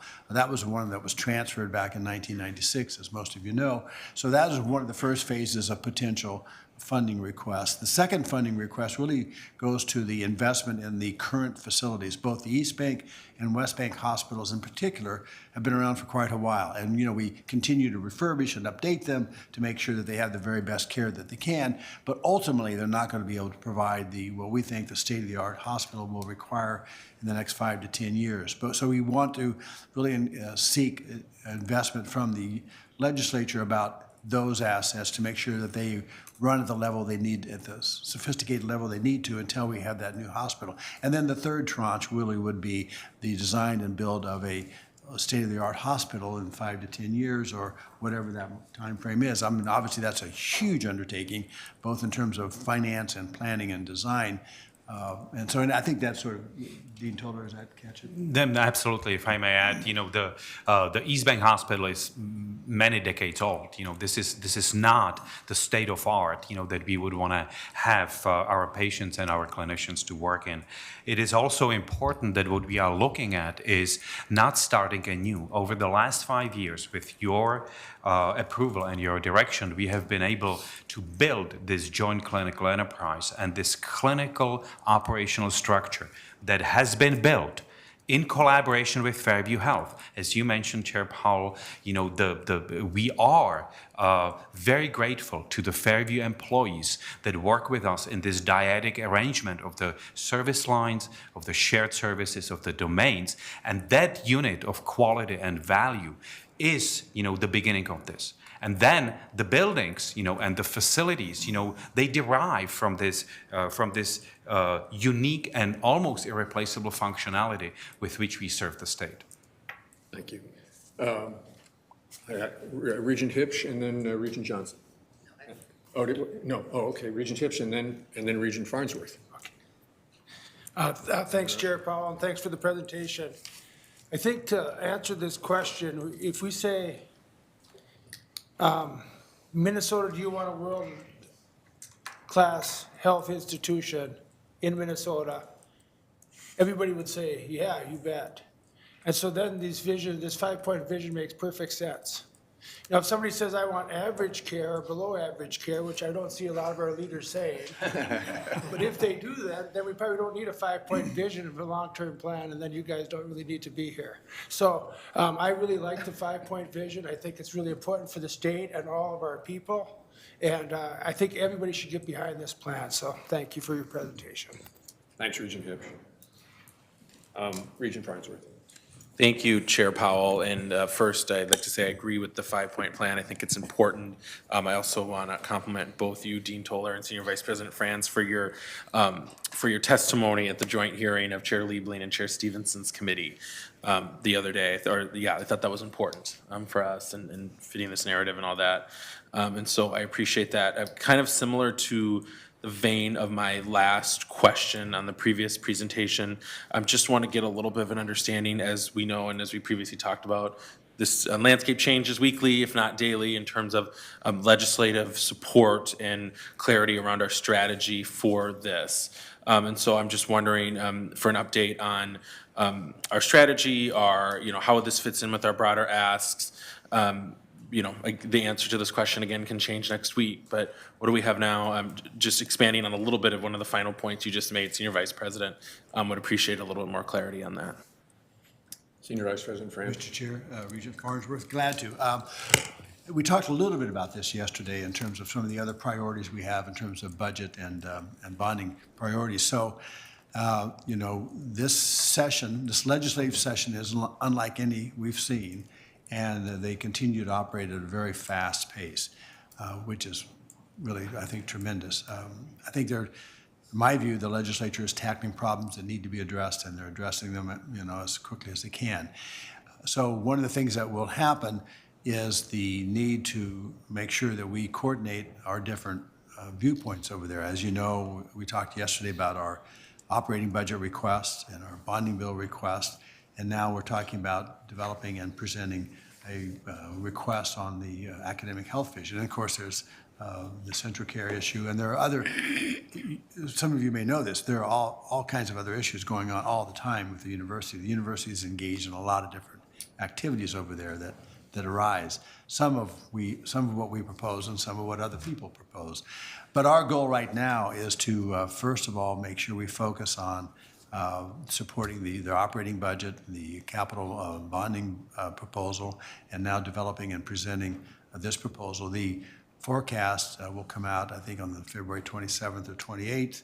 We'll see a revised governor's budget recommendation within a week of that, probably, and then within a week or two of that, we'll see the Senate and House putting forth their targets. So our goal right now is to seek full funding on all of our requests with the Senate and the House as they move through their processes. And we also are working with the governor's office to see if there's any potential for additional funding based upon the results of the forecast, which of course we don't know at this time. So it is, there are a lot of activities going on. We've had some personnel changes. We're working on filling in those challenges, and within the next several days, early next week, we hope to have a more updated plan for all of you in terms of what we'll be doing and who we'll be doing it with over at the legislature. But needless to say, it's full all hands on deck kind of time right now, and so we appreciate your interest over there, Regent Farnsworth, and participation.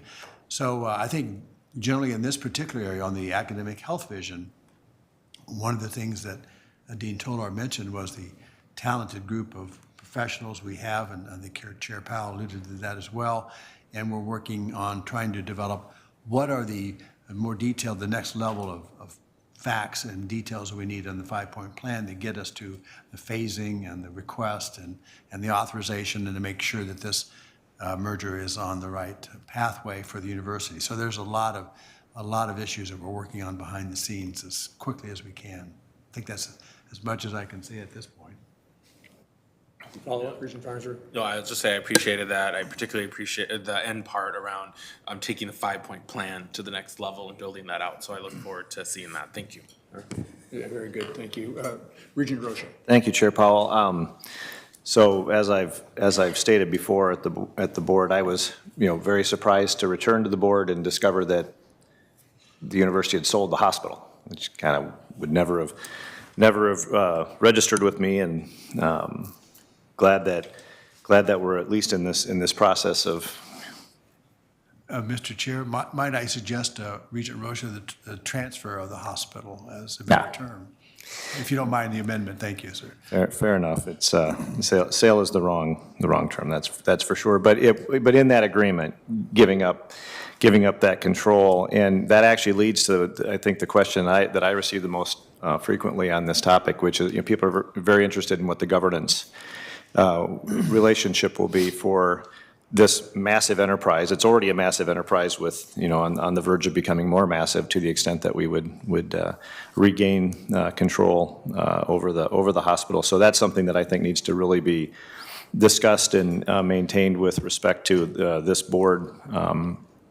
Because again, there were different structures back in the day as to how this stuff was run, but ensuring that the people's board would maintain that governance authority, the ultimate governance authority, and where it goes from there would have to see this, but have to see as we go. The other kind of question point. So during the COVID period, we saw a lot of healthcare being delivered remotely, in part to prevent a lot of interaction between individuals from a spread standpoint. And when we talk about this facility, seeking this money, there's a bit of a paradox. We just recently, if you were here for the meeting earlier today, that the majority of the board voted against an opportunity for in-person comment to the board, partly on the basis that there are people that are a long way away and they don't have as much access. Obviously, I don't find that to be a compelling argument, but in terms of healthcare, some of the same technologies that would be available in that setting would have been used, I think, fairly effectively. And so when I look at the design of the facility and trying to think into 20, 30, 40 years into the future, which obviously we know this building's been here a long time, can we reduce some of the physical space needs, some of the investment needs, if we reasonably take advantage of technology when it doesn't degrade care? Of course, in person is always better, much like in presentation of opinion. But in terms of care, it's better. But if we have the ability to create a cutting-edge facility that takes advantage of technology, so people from around the state and even perhaps around the world, that they're able to access our very talented folks, is that something we can, one, be on the cutting edge on, and two, potentially gain some pretty substantial savings in the development of this facility, in the need for physical space? Chair Powell, Regent Rocha, I'll take the virtual thing and he's going to take the governance. How's that? That's probably a good way to do it. Thank you, thank you. You're absolutely right. The virtual care that we were talking about for years, literally, all of us, not just, mHealth Fairview, but all of us have switched because of COVID over about 3 days to virtual because there was no other way. I want to also make sure that as we are talking about the healthcare, that people understand that there has been a tremendous deficit of health because of COVID, not just directly to COVID. Deficit because people have not had their preventive checkups, they did not seek care in care, and we are catching up. The life span of average American is going down. This is a reflection of this. So we are sort of catching up, on this. And the virtual care, almost all of it snapped back, but about 20% didn't. And that it has to do with the mental health and biobehavioral, which is such an enormous challenge for all of us. Because, if you think about it, it's pretty obvious. A person with obsessive compulsive disorder or depression or, other challenges, mental, behavioral, she doesn't want to drive. She doesn't want to get on the highway. She doesn't want to look for a parking spot. She doesn't want to talk to 7 people before she gets to the room. She actually wants somebody on this screen talk to her. And I think that that's going to stay, first of all. The second thing from the virtual that will stay is what Regent Hipsch and others have pointed out, is the connectivity to the rural Minnesota and rural America. Because the fact that we were able to build, it started differently. It started because we could not accept the transfers from the ICUs in the smaller hospitals because there were just too many of them. And we were getting them because the physicians there, they are very well trained. They said, I'm not, this is not me. I cannot do this, too complicated, too sick. I'm sending the person to Twin Cities. And what we have done is we have sent our intensivists there first And then we establish what we call tele-ICU here in the cities and manage essentially long distance with somebody who is physically there, this. So that part is going to stay. A lot of high acuity can stay in that direction. The third thing that will stay is the ability to do, and again, with your approval, and Mayo was a great partner to us, we have established the Minnesota Cancer Clinical Trial Network, which is close to my day job, of course, and that is, incredibly successful because we can give the same CAR-T, the same, high-level therapy now and diagnosis to people who are very, very far from the Twin Cities. The next level will happen pretty precipitously, and some of you know about this more than others, but we are looking very, very carefully in how we can develop what I would call aging at home, medicinized home, how we can connect, the ambient intelligence in the room to the implantables, to the wearables, and how can we actually provide care much more in the home than we would in the hospital. Now, as Dr. Holman would say, there is this respect or fear of this river called 694, and some people really don't want to cross that river. They want to stay outside, and we can enable this by measures of virtual. So going all the way back to the beginning of your question, Regent Rocha, it will change how this hospital will going to be built. It will change the requirements on the building itself, on the square footage and so forth. It's going to be very similar to another project that you considered, and I hope you'll consider it again next year, which we called Health Discovery Hub, which was that building that we wanted to have next to the CSC. That was the idea, that we would do a lot of that connectivity to the community over the long distance. And we have, again, the economy of scale, because you have approved the Health Science Education Building, which is phenomenal. You can teach a course, and you can have M simulation that is really can extend very far. And you were looking favorably on the Masonic Institute for Developing Brain, which is exactly what this is. So yes, there is going to be change. Yes, there is going to be more virtual. And yes, our patients, my patients, will not want to have a computer taking care of them. They really, really want people to come to them and listen to his heart, even though I may actually get much better sense of what's happening in his good heart by ultrasound or something else, but still that contact, that ability that you're in the presence of a patient that's hurting and it's scared is an incredibly important component of good care. Thank you, Dr. Tiller. Senior Vice President Franz, maybe quickly comment on the governance question. Yeah, thank you, Mr. Chair and Regent Rocha. I think one of the things, we've talked a little bit about this before, but I think some of the model we typically see is that there would be a separate entity formed that would then report, this body would govern. There might be an intervening board that would run that hospital, so to speak, because one of the things I've learned in being on the Fairview board is that amount of work that is involved in being on a board of a hospital system. And so it would be really tough, I think, to subject this board to the day-to-day operational aspect of a system. So the current thinking, and there are different kind of models out there we'll be evaluating, but the current thinking is to have a separate entity that would run that, the flagship assets subject to governance by the Board of Regents.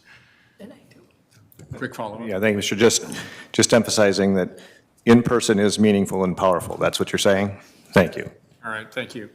All right, we have one more, Regent Davenport, and then we're going to move on. I think President Gabel has a closing comment that she wants to make. So, Regent Davenport. Thank you, Chair Powell, and I echo all the support that's already been expressed for this vision, and a quick overarching comment, but Dean Toller, I have to call you out on something here that you said, and it's in relation to your feelings of responsibility for healthcare delivery, and you are, but that's a shared responsibility. We have to look at ourselves, we have to look at the legislature, we have to look at, in this recent case, the State Attorney General. We're all responsible for delivering quality healthcare throughout this state, so thank you. Thank you. Thank you, Regent Davenport. All right, I think you get the last word, President Gabel.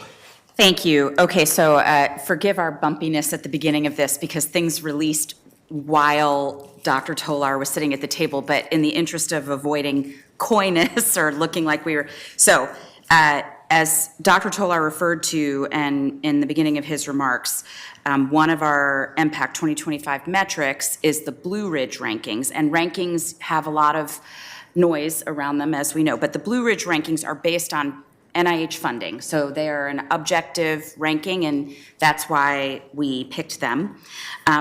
We have a goal in that ranking that Dr. Tolar referred to of the medical school being at 25 or higher. Last year, we were at 29, and we asked for an extension because COVID was really disruptive in how all of us were pursuing funding. But as Dr. Tolar briefly and humbly described, we did not need the extension because this year our Blue Ridge ranking is 21. We are up 8 spots since last year. Thank you. And if I may, with all due respect to every regent, we are now the highest ranked in the state of Minnesota. Thank you very much. All right. Good. All right, good way to close it, President Gable. Gentlemen, thank you very, very much. Senior Vice President Franz, I think you're going to stay on for our final item 9, which is an update on system-wide campus safety. And we'll continue to welcome Senior Vice President Franz, who's going to give us a quick update. Thank you, Mr. Chair. What I'd like to start off is referring back to what Regent Davenport just said about health being everyone's responsibility. So is public safety. Safety is everyone's responsibility. It's not just the local cop on the beat or someone in charge at the 911 center. We all owe a duty of safety and responsibility to each one of ourselves. But safety continues to be a top priority for the university.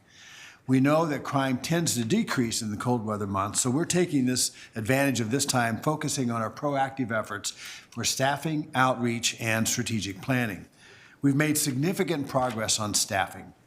This winter, we welcomed new members to the University of Minnesota Police Department, as President Gable mentioned. On January 23rd, 8 new police officers began their field training.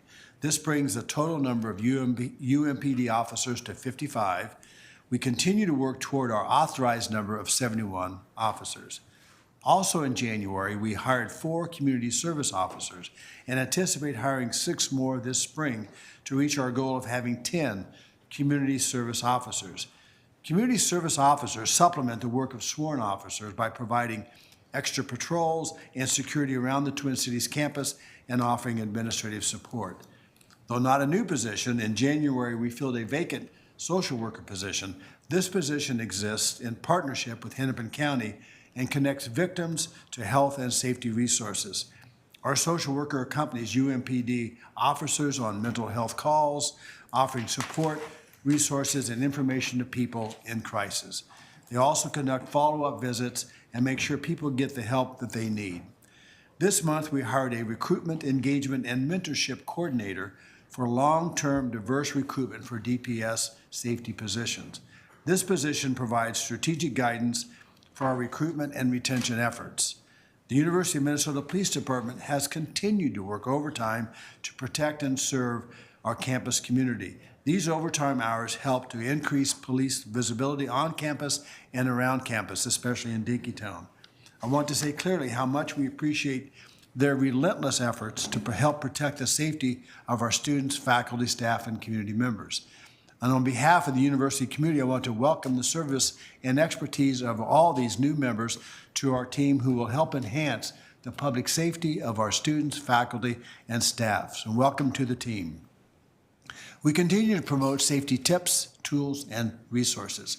In September, we launched a safety marketing campaign which included the use of social media, video kiosks, emails, and posters on campus to promote safety tips and resources, such as the Rave Guardian app, and encouraging students to use well-lit walkways when walking to campus at night. In a survey, 72% of our students reported seeing these safety messages around campus. Last month, we extended that campaign by adding 3 additional messages for students, faculty, and visitors who visit specific campus sites. Our Safe Campus website is the most widely known resource for safety information at the university. We are working on redesigning and enhancing the content of that website to better reflect our commitment to safety in all senses of the word. The redesigned website will provide easier access to the resources and information and uses needed. Now, we also continue to engage with community stakeholders. As the President mentioned, on March 2nd, we'll have another public safety forum, and community members are invited to that, and we'll have questions submitted in advance, and we look forward to a robust discussion. We will evaluate the Dinkytown Alerts pilot program. You may recall that in September, we implemented Dinkytown Alerts that would allow members of the university community to opt in to receive notifications about safety situations in Dinkytown that require immediate action. We extended this pilot through February to collect more data and we plan to do our evaluation in March. Now, on the University of Minnesota Safety Plan. As you know, the University Safety Plan was presented to the board in December and posted on our Safe Campus website. The plan is required by Impact 2025, and its commitments were to rely on environments where students, staff, and visitors feel safe and on and around campus. Furthermore, the plan is built directly off the work of Dr. Cedric Alexander's report, efforts from the MSAFE Implementation Committee, and through engagement with student governance groups, business and residential communities adjacent to campus, the Office of Equity and Diversity, the Campus Safety Committee, and Student Affairs, among others. The plan identifies 5 goals that serve as a roadmap for a holistic approach to the continuous improvement of safety in the broadest sense of the word. During the last year, each campus developed actions and tactics that support these goals. Goal 1 is to support a culture of respect and safety. We continue our work with the Campus Safety Committee to discuss and define what does a culture of safety mean. For purposes of this plan, we think of a safe culture as one where students, faculty, and staff are actively involved in efforts to keep themselves and others feeling safe and respected. Some of the activities identified in the plan to help us achieve this goal include enhancing safety training and offering more safety programs to our students. We're also focused on increasing student adoption of our safety tools and resources through strategic communications, planning for websites, social media outlets, and other digital platforms, many of the activities that I've already reported on earlier. Goal 2 is to create an effective, inclusive, transparent line of communication that promotes safety as a key value across our system. We know that safety means different things to different people. When we create opportunities for input and respond with authenticity and empathy, we will be more effective in increasing our community's sense of safety. We are strengthening our relationships with key stakeholders and diverse groups and creating opportunities for two-way communication that maximize our use of existing communication channels to promote safety. The Safety Forum on March 2nd is an action that fits under that goal. Goal 3 is to develop and implement robust planning and preparedness tools. While we hope that disasters never happen, our ability to anticipate and plan for emergencies will help to decrease their impact. This goal includes hosting full-scale simulated training exercises, updating our threat assessment program, and establishing a current risk profile. Goal 4 is to continually improve upon effective response systems and strategies. The best threat preparedness plans include prevention and response strategies. An action for this goal includes developing a sustainable life cycle strategy for our security infrastructure. It includes a maintenance and repair plan for automated external defibrillators, or AEDs, a needs analysis for additional AED devices, and increasing the number of individuals trained to use them. For example, we have analyzed this situation to make sure that they are strategically placed and available when needed. We have also, as you know, included a specific request to the governor and the legislature to support more investment in our safety infrastructure. And Goal 5 is to innovate and expand upon environmental, mental, and physical well-being safety systems and networks to holistically support our campus communities. I want to emphasize again that we prioritize safety in all senses of the word and recognize the meaning of safety varies by experience. To assist the diverse needs of our community, we will work to improve things like access to mental health resources and extend our efforts to prevent sexual misconduct. We will also improve our efforts to reduce workplace injury and eliminate environmental hazards on campus. Again, the plan is now posted online, and we will update this plan at least annually and provide another report to this board next December. Each campus has specific actions and tactics that will continue making progress on its plans throughout the year. And as an ongoing effort, we will work closely with the Campus Safety Committee under the leadership of Professor Edgar Arriaga, chair of the committee. Before I close, I want to specifically thank the University of Minnesota Police Department Chief Clark, the university's Department of Public Safety, Assistant Vice President Catherine Bonison, and the University Health and Safety team, and all those who contribute to safety in all senses of the word for the service and support that they bring to our community. And ending on Regent Davenport's comments, we appreciate everyone's engagement and responsibility under safety for all of us. Thank you, Mr. Chair. Thank you, Senior Vice President Franz. We appreciate that report. We appreciate the work of the team, of the committee who's worked so hard on this. We are very grateful for the leadership of Chief Clark. And I think this is maybe the 7th time that this topic has been on a board agenda over the last year, which is appropriate. I mean, it is a top priority for us, and the safety of everyone in our community is of paramount importance. And so thank you for the update. I have maybe just a quick question. This is discussion.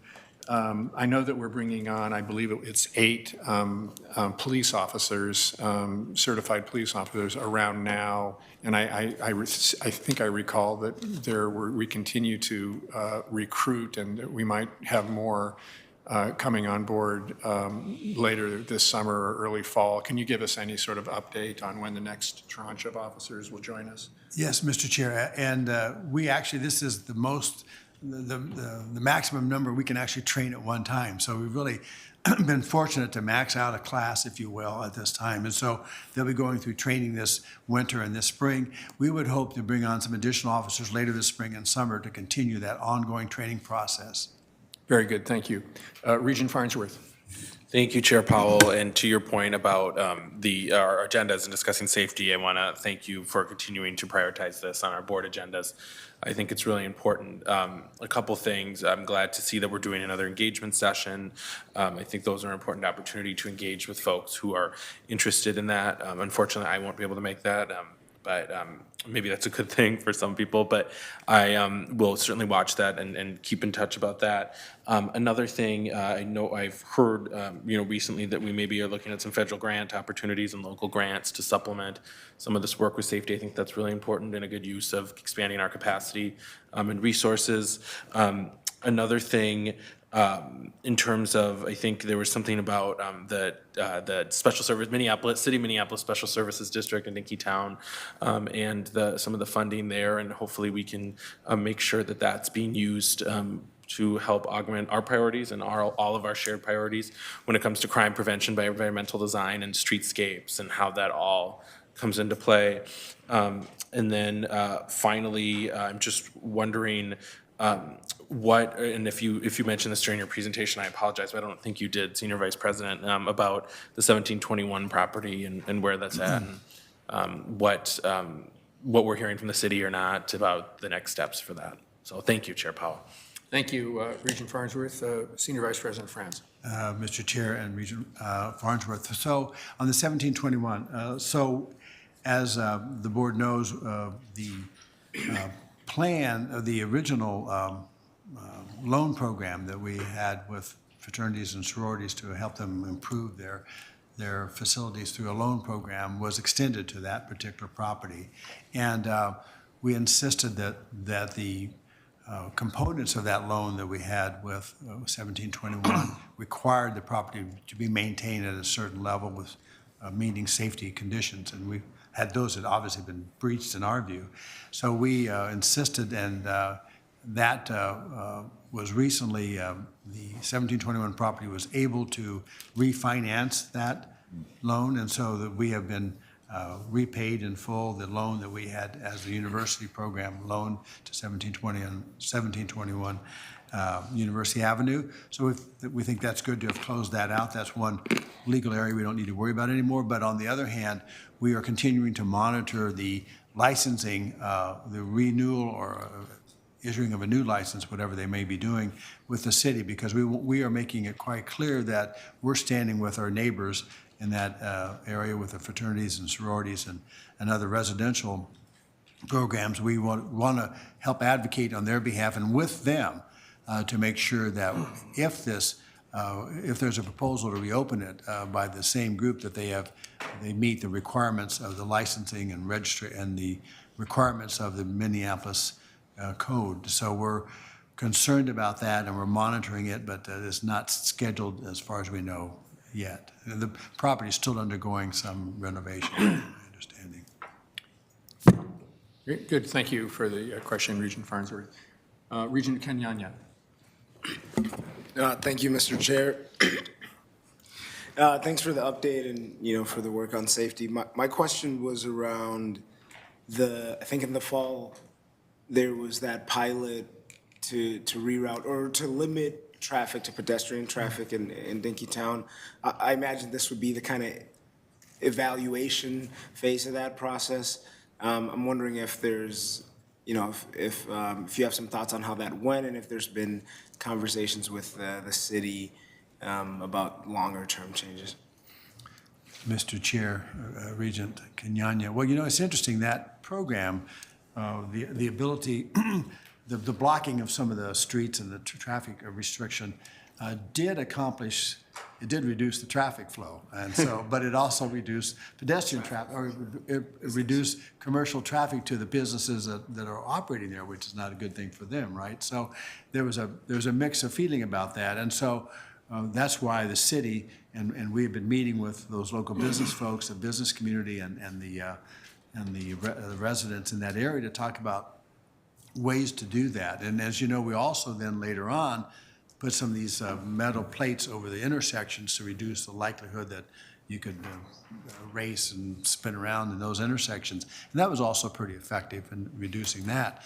But there are other ways, I think, to do this. And you can have situations where you have the removable barriers that are in the ground that can come up and come down, because it's really expensive to take all the people you need to put out those barricades and then move them back again and whatever. And it's not very, very agile in terms of responding to different situations. They had the same issues over, as you know, over by the Guthrie Theater along that street over there where there's a lot of drag racing going on there. And they put up the same kind of barricades. And as soon as they take them down, the drag racing came back right away. And so it's I think meaning we, the city of Minneapolis, the Dinkytown businesses and the university, we all need to think collectively about, are there ways to be more agile in this? And they're just kind of more expensive.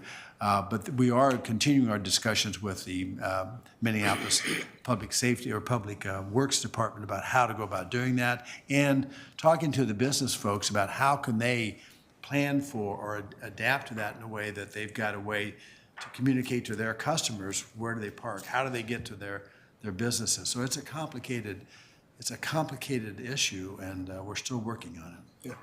Follow-up, Regent Kenyanya. Yeah, thank you. So moving those barriers doesn't fall under other duties as assigned for you, Senior Vice President, right? No, I'm not that strong. Yeah, I believe in you. No, thanks for that makes sense, and definitely want to make sure the business owners feel comfortable with, whatever, we decide to do going forward. I had a follow-up question.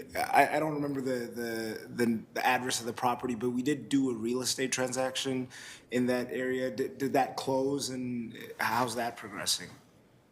Mr. Chair. Senior Vice President. Yes, and I forget the address, but it's the old Gray Pharmacy and Loring Pasta Bar corner, so right there.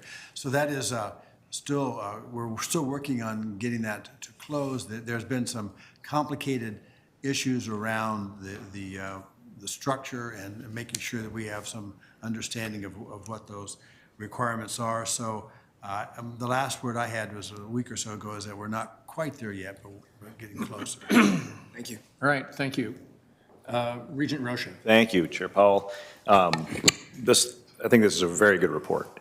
And, over these meetings that we've been having over time, I think we've kind of gotten through a maturity model in taking this issue on. I think a lot of institutions have similarly, and communities have had to address this. It's been an unusual time, and so we have to address it. I emphasize that we focus a lot on the Minneapolis campus for good statistical reason, but just making sure that we maintain that awareness on all campuses across the state. I would point out that, we talk about where we are a cutting edge institution. This is one where I'd like to see us be cutting edge. Our ability to come up with ways and working with our law enforcement, public safety folks to beyond that frontier of finding ways that are successful, and I think you've been seeking to do that, and I would urge that to continue. So, thank you for that. When I was really surprised when these issues first started coming up a few years ago, that when I inquired about the area around campus, the response was, "Well, that's not university property," and it was kind of this stark line.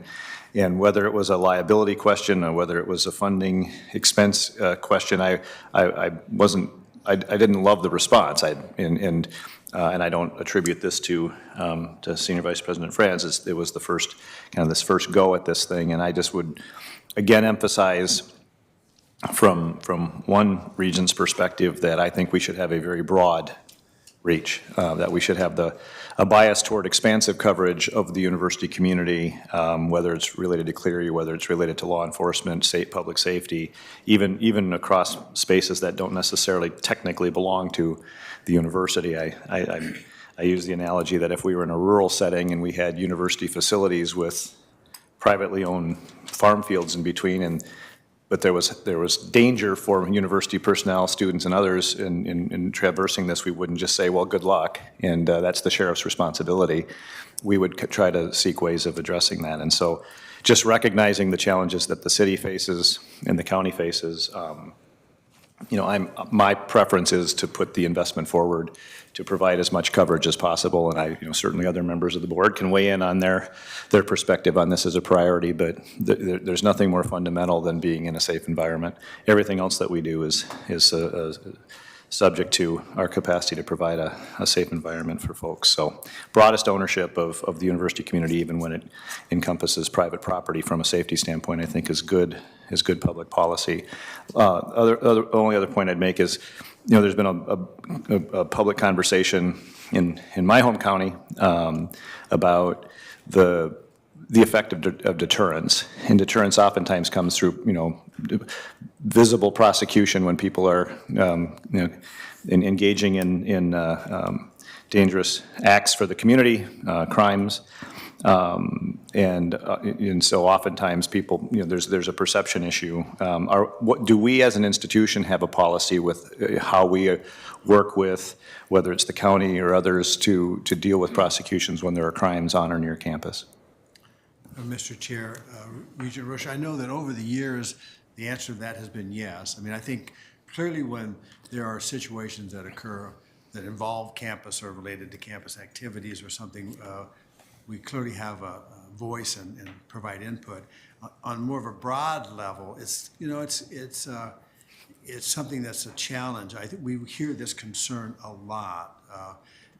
Chief Clark and I met with the Minneapolis Police Department and Cedric Alexander and the Public Works Director and some community members maybe a month ago. We're going to have ongoing meetings, and that is a recurring theme, is the message of current level of prosecution such that it is sending the wrong message, and therefore there are no consequences. And so I think, we're concerned about that, and we're concerned that cities and counties have those resources to do what they need to do. I think, U.S. Attorney Andrew Luger has been really one of those who has been supportive of trying to engage in the local community to specifically address that issue and make people, especially when it comes to firearms and, dangerous weapons, stepping into that and saying, yes, we will put the full weight and authority of this office, the U.S. Attorney's Office, in that line and try to do what we can. And I think people are feeling like it's having an effect, right? So, I mean, it's a difficult question, and I think that we certainly want to make, I think people need to know that there are consequences, and I think that there's an issue out there where some people think there are none. And so part of that is the lack of police coverage. I mean, Minneapolis is still down over 300 officers. I mean, they've hired, I think, 50 or 60 new officers in the last year or so, but they're still overall down like 300, maybe net below 300, but maybe not. So when you just think about, if you take away the prosecution element, you just think about the ability to respond to calls and the infrastructure, the network, and the people that it takes to respond to the calls of 500,000 people in this area. It's a challenge. The system is still not where I think we need it to be. And so it's that combination of coverage by visible police supervision, and then also the follow through with the prosecution. So yeah, I think we have to make sure that all these elements are working to help turn this public safety issue around, because it's not been turned around yet fully. Thank you, Mr. Chair. Just to follow up, thank you for that answer. My sense is that there's obviously a lot of public dialogue around prosecution and some of the social dynamics of that, but I think that we serve the university best by having the community know that if you are engaging in particularly issues with danger to individual health and safety, that the university is going to do all it can to work with prosecutors. So if you want to be up to no good, this is a bad place to do it, because the university takes that public safety component very, very seriously, and we're going to do all we can in working with folks to create that deterrence. Thank you. Thank you, Regent Rocha. Regent Swigum, you'll have the final word, or question anyway. But he's probably going to have the final word. I'll do it very quickly, Mr. Chairman. Thank you. Members, as we know, safety has been of our students and our staff and our professors a top priority, if not the top priority, for the last couple of years here on the campus. And things, while we'll never be satisfied, we can never be satisfied, things seem to be improving from a safety standpoint. As I talk to students at the ball games, our texts we get in the middle of the night on our cell phones seem to be less now, obviously a lot less than last fall. And I think we should recognize President Gable, our campus community safety committee, Chief Clark and his officers. We need to recognize them for the tremendous work and initiatives and programs that you have brought forward, President. Thank you very much. And I think I'm going to take the opportunity right now. We need to continue our efforts on safety for our students and our staff. We have, in the audience today, we have two wonderful, capable, thoughtful legislators here with us, and we do have a request before you to enhance our safety program. So I'm going to take this opportunity, because I'll never get another, to lobby you for our legislative request to further enhance our safety for our students. Thank you. Thank you. Comment? All right. Thank you, Senior Vice President France, for that report. Excellent report. I'm sure we'll continue to have these discussions. Thank you very much. All right, that brings us to our committee business. Following our normal practice for consent reports, if there were multiple items voted on in the committee, all items recommended unanimously will be taken together in one vote, unless any member of the board would like to separate any of those items from the motion. We'll begin with the report of the Audit and Compliance Committee. Regent Kenyanya, please share your report with us.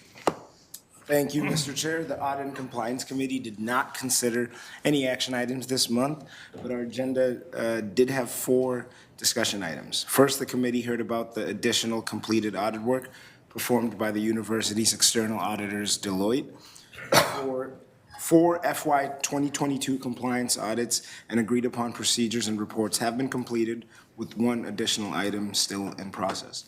For our second item, the committee turned to FY 23 and received an overview of the external audit plan. The plan will be used by Deloitte when they complete the FY 23 financial and compliance audits. Our third item was an update on the establishment of the university's Enterprise Risk Management Program.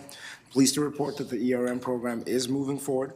The committee looks forward to engaging in future conversations regarding updating our institutional risks and the continued evolution of the ERM program across the system.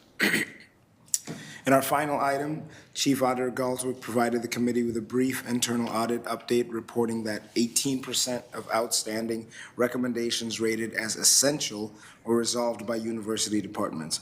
This is significantly lower than the expected implementation rate of 40% and a drop from October's 46% rate. However, over 60% of the outstanding items are from more recent audits receiving a first-time follow-up. The committee will continue to monitor this progress. Thank you, Chair Powell. This concludes my report. Thank you, Regent Kenyanya. Regent Hipsch, will you please report on behalf of the Litigation Review Committee? Thanks, Chair Powell. The Litigation Review Committee met yesterday, and at this meeting, we adopted a resolution that authorized the closing of the meeting to discuss matters subject to the attorney-client privilege. Thank you. Thank you, Regent Hipsch. Mission Fulfillment, Regent Davenport, please share your report with us. Thank you, Chair Powell. The Mission Fulfillment Committee had one action item this month. The committee voted unanimously to recommend approval of the consent report, which includes a number of academic program changes and conferral of tenure. All right, so we'll vote on that item as a full board, I believe. Yep, okay. Would any regent like to separate any items from the motion? All right, seeing none. Any questions, comments? I move to approve. Okay, Committee very good. report.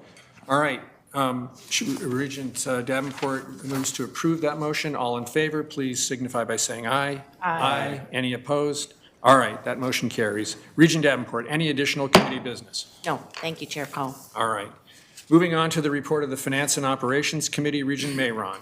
Thank you. The report of the Finance and Operations Committee includes 5 items this month, all of which were unanimously recommended by the committee for approval by the board. Those items include the following: the resolution related to the proposed labor agreement with Law Enforcement Labor Services, Inc., the resolution related to the 2023 state capital request, the sale of 2050 Roselawn Avenue West, Falcon Heights, the purchase of 80 acres in Mower County, and the consent report, which includes 3 purchases of goods and services, $1 million and over, 3 capital improvement budget amendments, and the appointment of a representative to the Minnesota Clean Water Council. Thank you, Regent Mayron. Would anyone want to separate any of those items from the motion? Okay, seeing none. Any questions or comments? All Chair right. Powell, then I move Yeah. approval of these items. All right, there's a motion to approve these items from the committee. Don't see any questions. All those in favor, please say aye. Aye. Any opposed? All right, that motion is approved. Regent Mayron. There were no other action items this month. Thank you, Chair Powell. That concludes my report. All right, thank you. And finally, Governance and Policy. Regent Verhalen, your report. The Governance and Policy Committee acted on one item this month. The committee voted unanimously to recommend approval to direct the Office of the Board of Regents to implement the proposed public comment portal pilot program. Very good. Any further discussion from anyone? Regent Rocha. Thank you, Chair Powell. I move to amend the resolution to in addition, to direct the Office of the Board of Regents to immediately enact a quarterly in-person public comment period before the Board of Regents. All right, it's been moved to add a quarterly in-person session, in-person comment section to our board. Is there a second? Second. It's been moved and seconded. Any discussion? All right, why don't we just take a roll call? Roll call vote, yes, please. Clarification? Please. So that is, we're voting on Regent Rocha's amendment to that. That's first. Yes. Yes. I lost track of that. No. Mr. Chair, on the Rocha amendment, Regent Davenport. No. Regent Davenport votes no. Regent Farnsworth. Yes. Regent Farnsworth votes yes. Regent Hipsch. No. Regent Hipsch votes no. Regent Ruth Johnson. No. Regent Ruth Johnson votes no. Regent Tad Johnson. Yes. Regent Tad Johnson votes yes. Regent Kenyanya. Yes. Regent Kenyanya votes yes. Regent Mayron. No. Regent Mayron votes no. Regent Rocha. Yes. Regent Rocha votes yes. Regent Swigum. No. Regent Swigum votes no. Regent Tauyerabe. Yes. Regent Tauyerabe votes yes. Regent Verhalen. No. Regent Verhalen votes no. Chair Powell. No. Chair Powell votes no.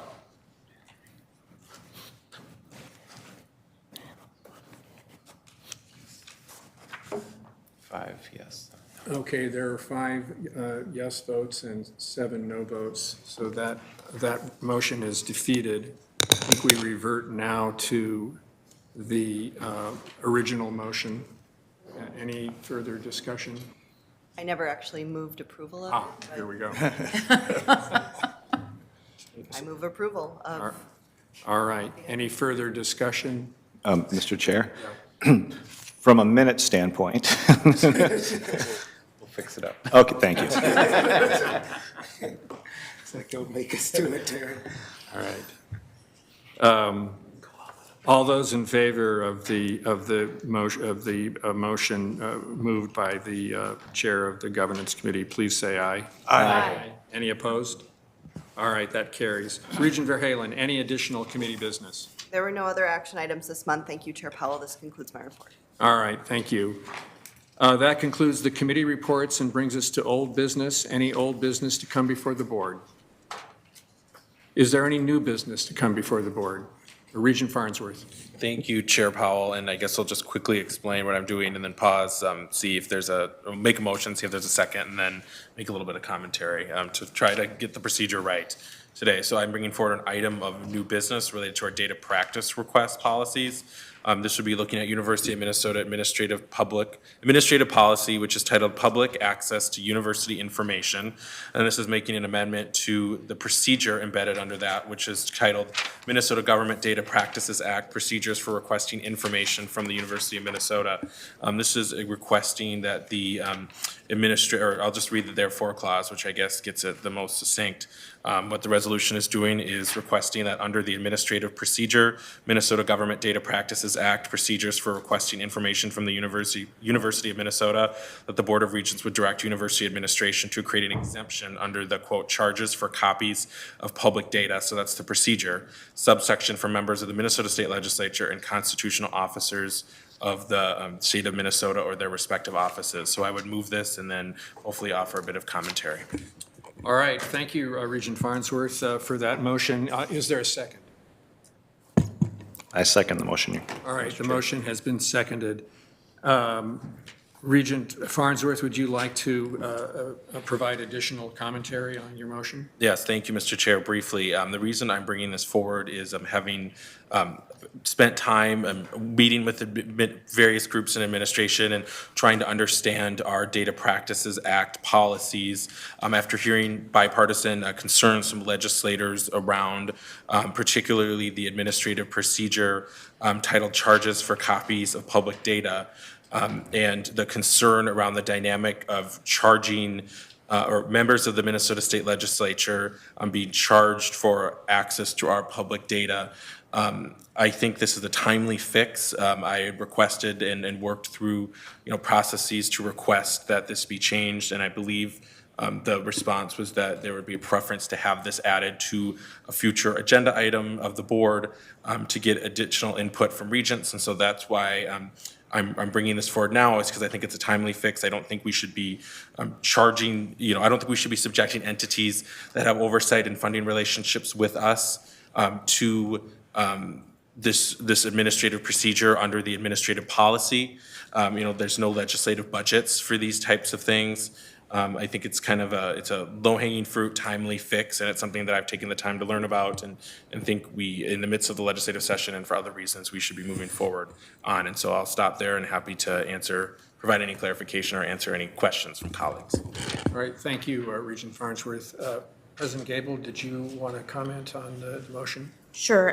Thank you, Chair Powell, and members of the board. So just to, Regent Farnsworth is very graciously, I'll just say what my response was, just for the purposes of discussion, was that the administration's preference was to schedule a discussion at a future board meeting and agenda it so that we could discuss the implications of exempting one group from a charge and not considering the impact on other groups who may also wish to be exempted, and what that would mean in terms of our internal policy, our compliance with the relevant law, the purpose of the charges, which is in one part to reflect that we've made a significant investment in the staff of that office, both in terms of their professional qualifications and the size of that staff, so that we could be very responsive and prompt and equitable in making sure that everyone's request receives top-notch professional support.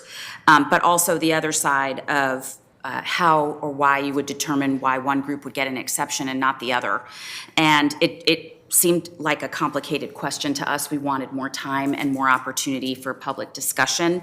And so we requested that it be added to a future agenda for that purpose so that we could have discussion, review, action. So we just wanted more time to make the discussion more robust. All right, thank you, President Gable. Regent Mayron. I don't know if this is the correct way to prefer it, but I would move to refer this matter to governance. I think it's an important issue for all of the reasons that Regent Farnsworth set out, but also the reasons the administration set out to make sure that we are treating everyone equitably and fairly. That's not something I'm prepared to figure out right now. So I think the appropriate committee would be governance, and I would move to refer the matter to the governance committee. Okay, Regent Mayron has moved that this matter be referred to the Governance and Policy Committee. Is there a second? Second that. There's a second. It's been moved and seconded. Regent Mayron, I think you have addressed your motion. Would you like to make additional comments on it, or? I don't know that I'm even permitted on a Okay. motion to refer. Don't we just vote Okay. one way or another? Executive Director. So the intent is to deny debate? I request a roll call on the motion to refer. Hang on. I need to know the protocol, otherwise whether I can comment or not. Mr. Chair, the motion to refer is a debatable motion. Oh, it so is. you can have the All right. debate. Okay, all right.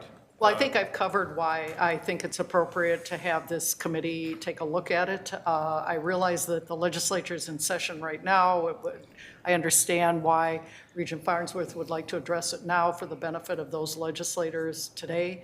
But I think it has long-term ramifications, and I think it needs the proper study and response by the administration, and that's the reason I am moving it to what I think is the appropriate committee to take a look at it, look at what's best practices, what's done around the state. Other agencies, I'm sure, get Data Privacy Act requests from fellow agencies, how they're treating it. There's just lots of unanswered questions before we make this change in policy. Thank you. Regent Davenport. Thank you, Chair Powell. I appreciated getting this early, and Regent Farnsworth knows I disagree with it, so that's no surprise. But I want to say that I like our Minnesota Government Data Privacy Act. I think it's in my view, good policy to individuals and to openness, sunshine on what's going on operational. We are obliged to follow the law, and to my understanding, we've never refused to do that. Is that at times it's slow, it's cumbersome? Yes. Can it take hours to find, review, and sometimes redact private information? Yes. Definitely hours, days, weeks on some more complex issues or large data requests. And that's why we are allowed to recuperate some of those funds, recapture that. I think that's fair. And I think it's fair to send this also to the governance for review. We can review that practice and have the data in front of us to make that informed decision. Thank you. Thank you, Regent Davenport. Regent Swiggum. Mr. Chairman, thank you. I also voice my support of the motion to send this to committee for consideration. I am probably the only bad person here In fact, I will guarantee you I'm the only bad person in this room who probably voted for the open meeting law and the DPA Act, and exempted myself when I did it in the legislature. I exempted the legislature from the DPA. I exempted the legislature from the open meeting law, although there are other statutes that refer to open meetings at the legislature. But I sit here and think I exempted myself, but I put the mandate on everybody else, Regent Farnsworth. And it was a mandate. I hope my thought years ago was a mandate, but maybe not unfunded mandate, that the local governments, including the Board of Regents, could recover their costs. So I hope my thought was it wasn't an unfunded mandate. This motion or this resolution you have before us would make it an unfunded mandate. And I think that's wrong. Folks, I am the bad person that voted for these two laws, exempted myself, that myself being in the legislature at that time.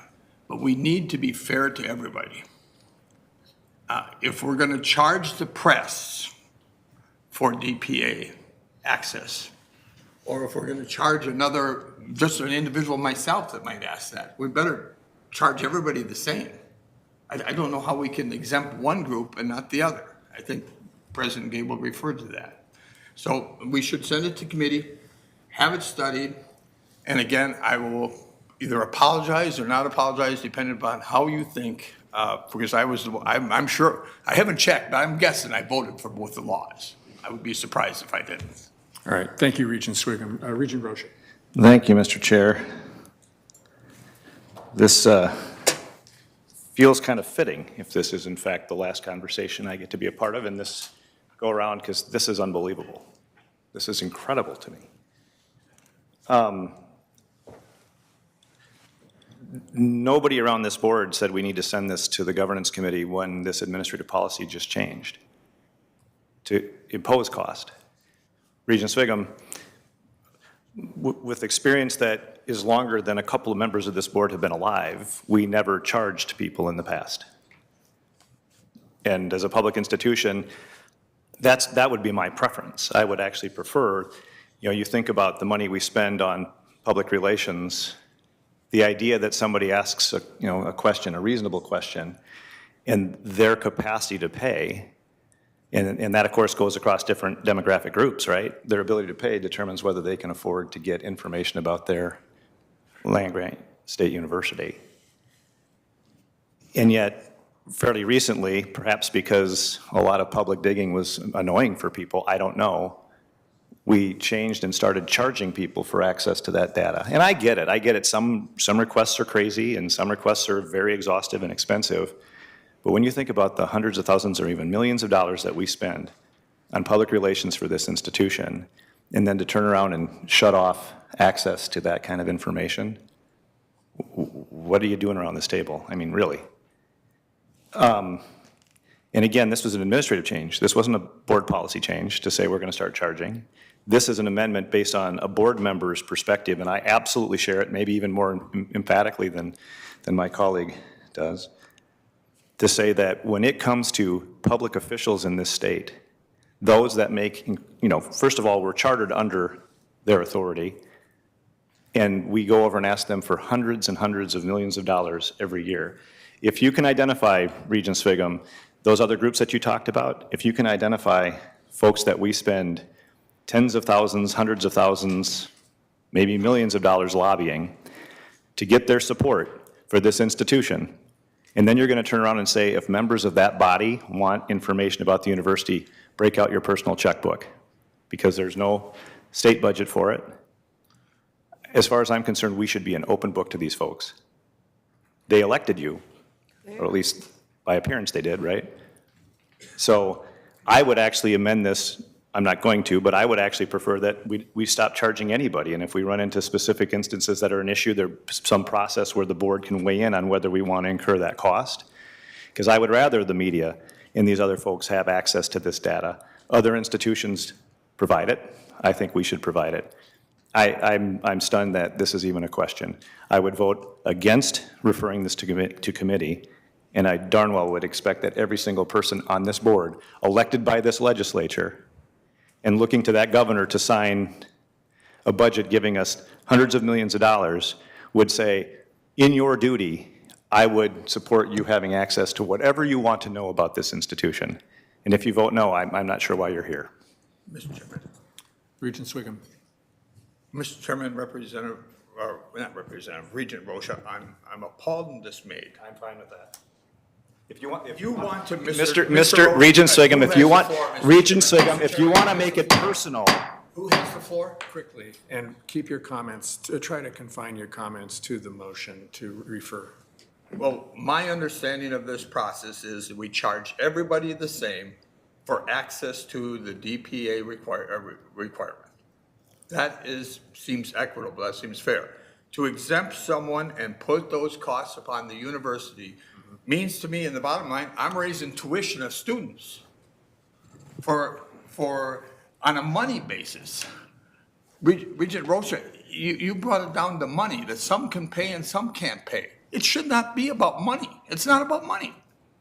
Okay. We are open, we are under the DPA Act, we are under the open meeting law, we follow them. We've been following them to a T.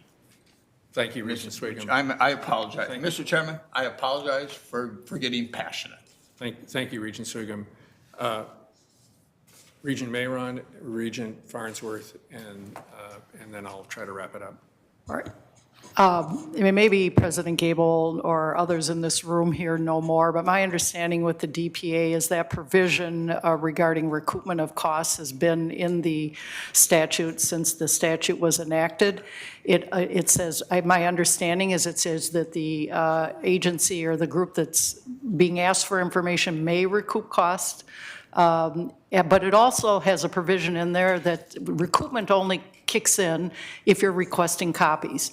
Any individual has the right to come down here, as does any legislature, make any requests they want. We're going to have to gather it consistent with the DPA, and we can make it available in our offices for them to come review it, and they will not be charged a penny. So I think when this all goes to, this is my understanding, I may be right, I may be wrong, but it all speaks to why I think having the governance committee do a thorough vetting of this very important issue is why I made the motion.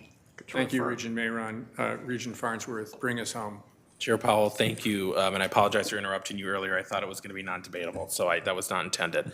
I just speaking directly to the motion to refer, or another, just following on to clarify something Regent Mayron said. In addition, in this administrative procedure, it's not just about physical copies. It talks about searching for, retrieving, copying, and transmitting the data. So there's some considerations about staff time in there as well as part of this. And so I guess I'll just ask one question, which is, I believe we don't have committees in March, so what is the governance and policy schedule coming up in terms of, the board schedule? Mr. Chair, Regent Farnsworth, their next scheduled meeting is in June. Got it. And then I would just request a roll call on the motion to re-refer. Thank you. All right, thank you. I'm going to call a roll call vote on the motion now to refer the matter to the Governance and Policy Committee. All those in favor of the motion to refer Roll call. to committee? Yeah, no, roll call. Yeah, signify by saying aye, so we'll call the roll. Yep. On the motion to refer this matter to the Governance and Policy Committee, Regent Davenport. Yes. Regent Davenport votes yes. Regent Farnsworth. No. Regent Farnsworth votes no. Regent Hipsch. Yes. Regent Hipsch votes yes. Regent Ruth Johnson. Yes. Regent Ruth Johnson votes yes. Regent Tad Johnson. Yes. Regent Tad Johnson votes yes. Regent Kenyanya informed us that he had to leave the meeting, and so he is marked absent for this vote. Regent Mayron. Yes. Regent Mayron votes yes. Regent Rocha. No. Regent Rocha votes no. Regent Swiggum. Yes. Regent Swiggum votes yes. Regent Tauyerabe. Yes.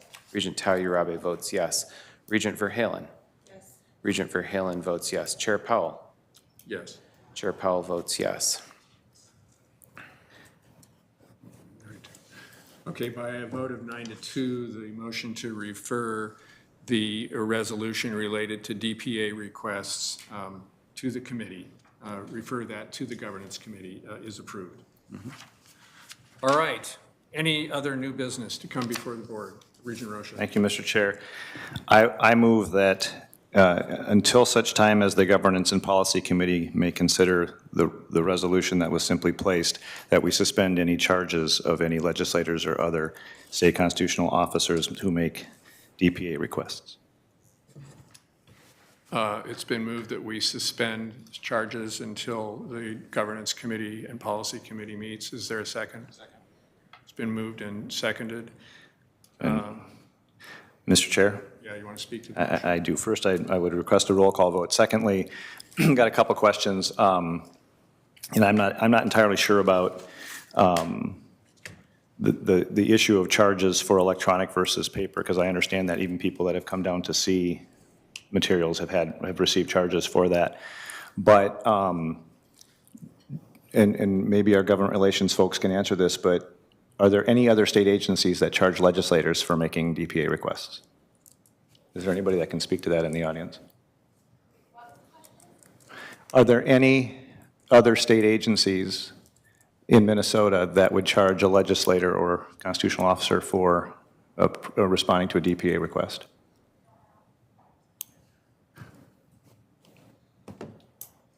Regent Farnsworth, oh, I'm sorry, Mr. Chair, that's my question. I don't think we have an answer right now. Regent Farnsworth. Chair Powell, my understanding is I don't have an itemized list, but many don't. But I don't believe it's a complete non-don't, but I know many do not. Look, we don't know.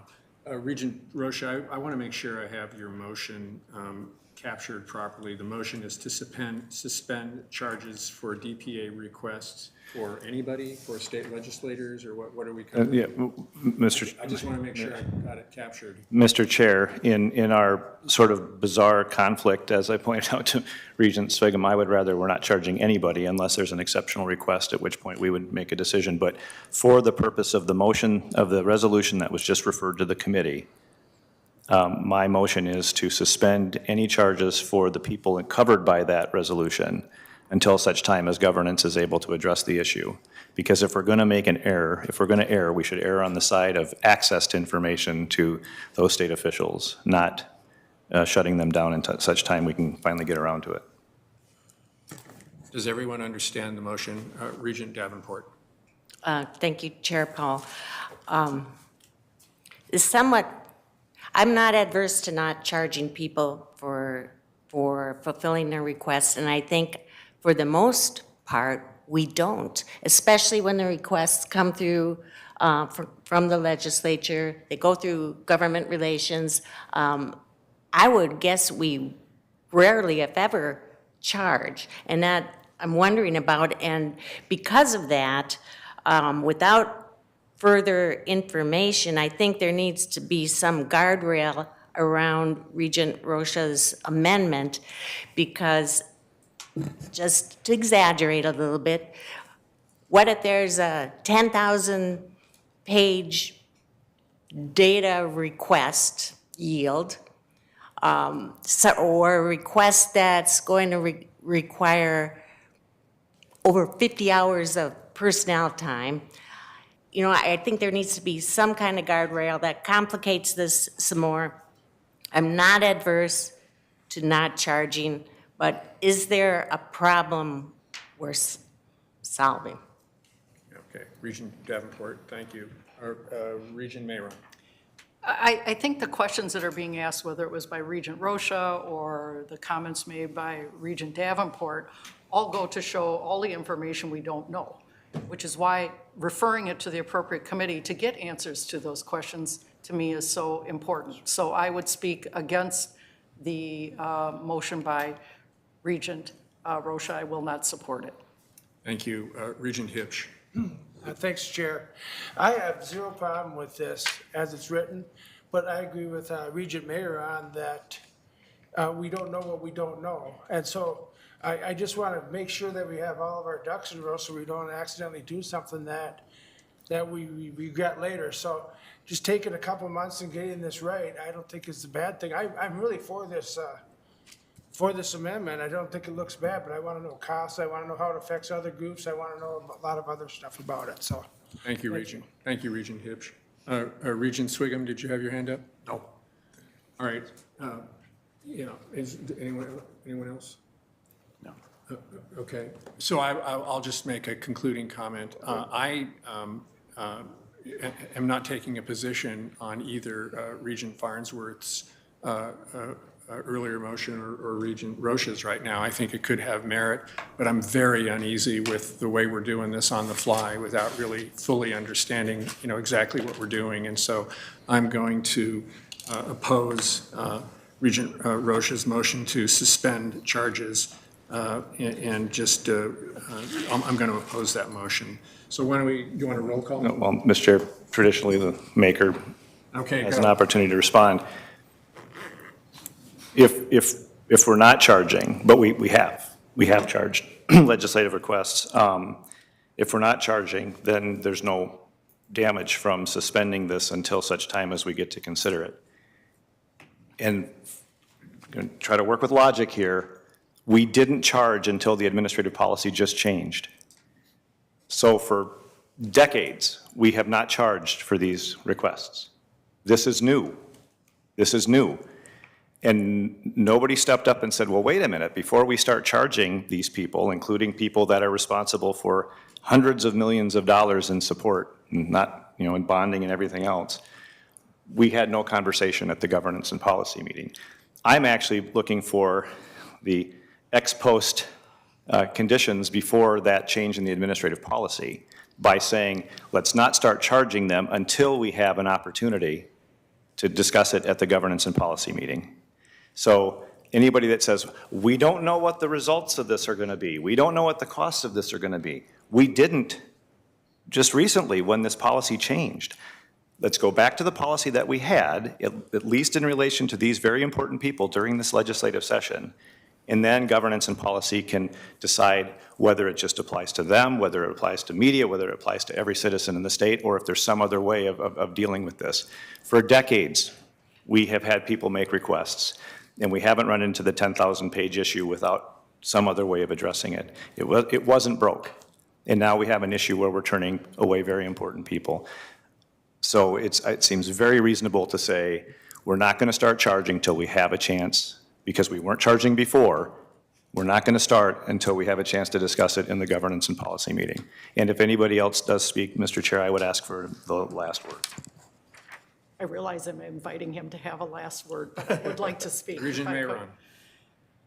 I wasn't aware that this is a recent change in our administrative policy. If it was, then I would want to understand why the change was made. I assume there was a reason if we switched from not charging to charging.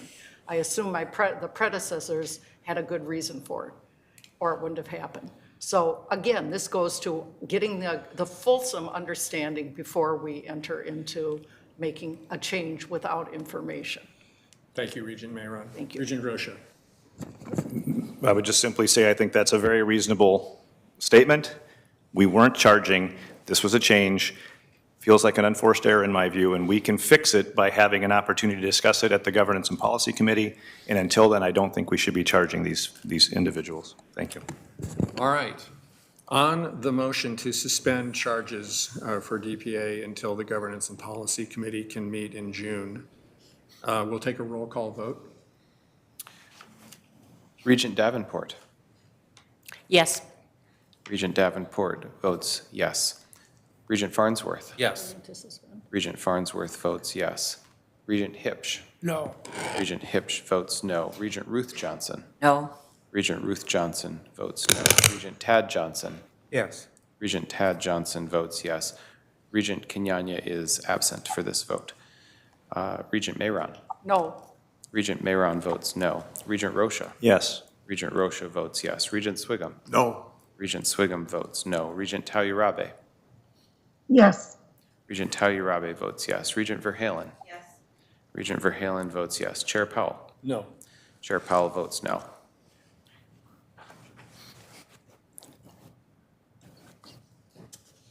Okay, the motion to suspend charges for DPAs until the Governance Committee can meet in June passes by a vote of 6-5. Point of clarification, Mr. Chair. Yes. It was charges for legislative officials and constitutional officers of the state. Yes. Thank you. And we'll capture, we'll capture in the minutes the precise language, which we've sort of developed on the fly here, but we'll make sure that you get all of that. All right.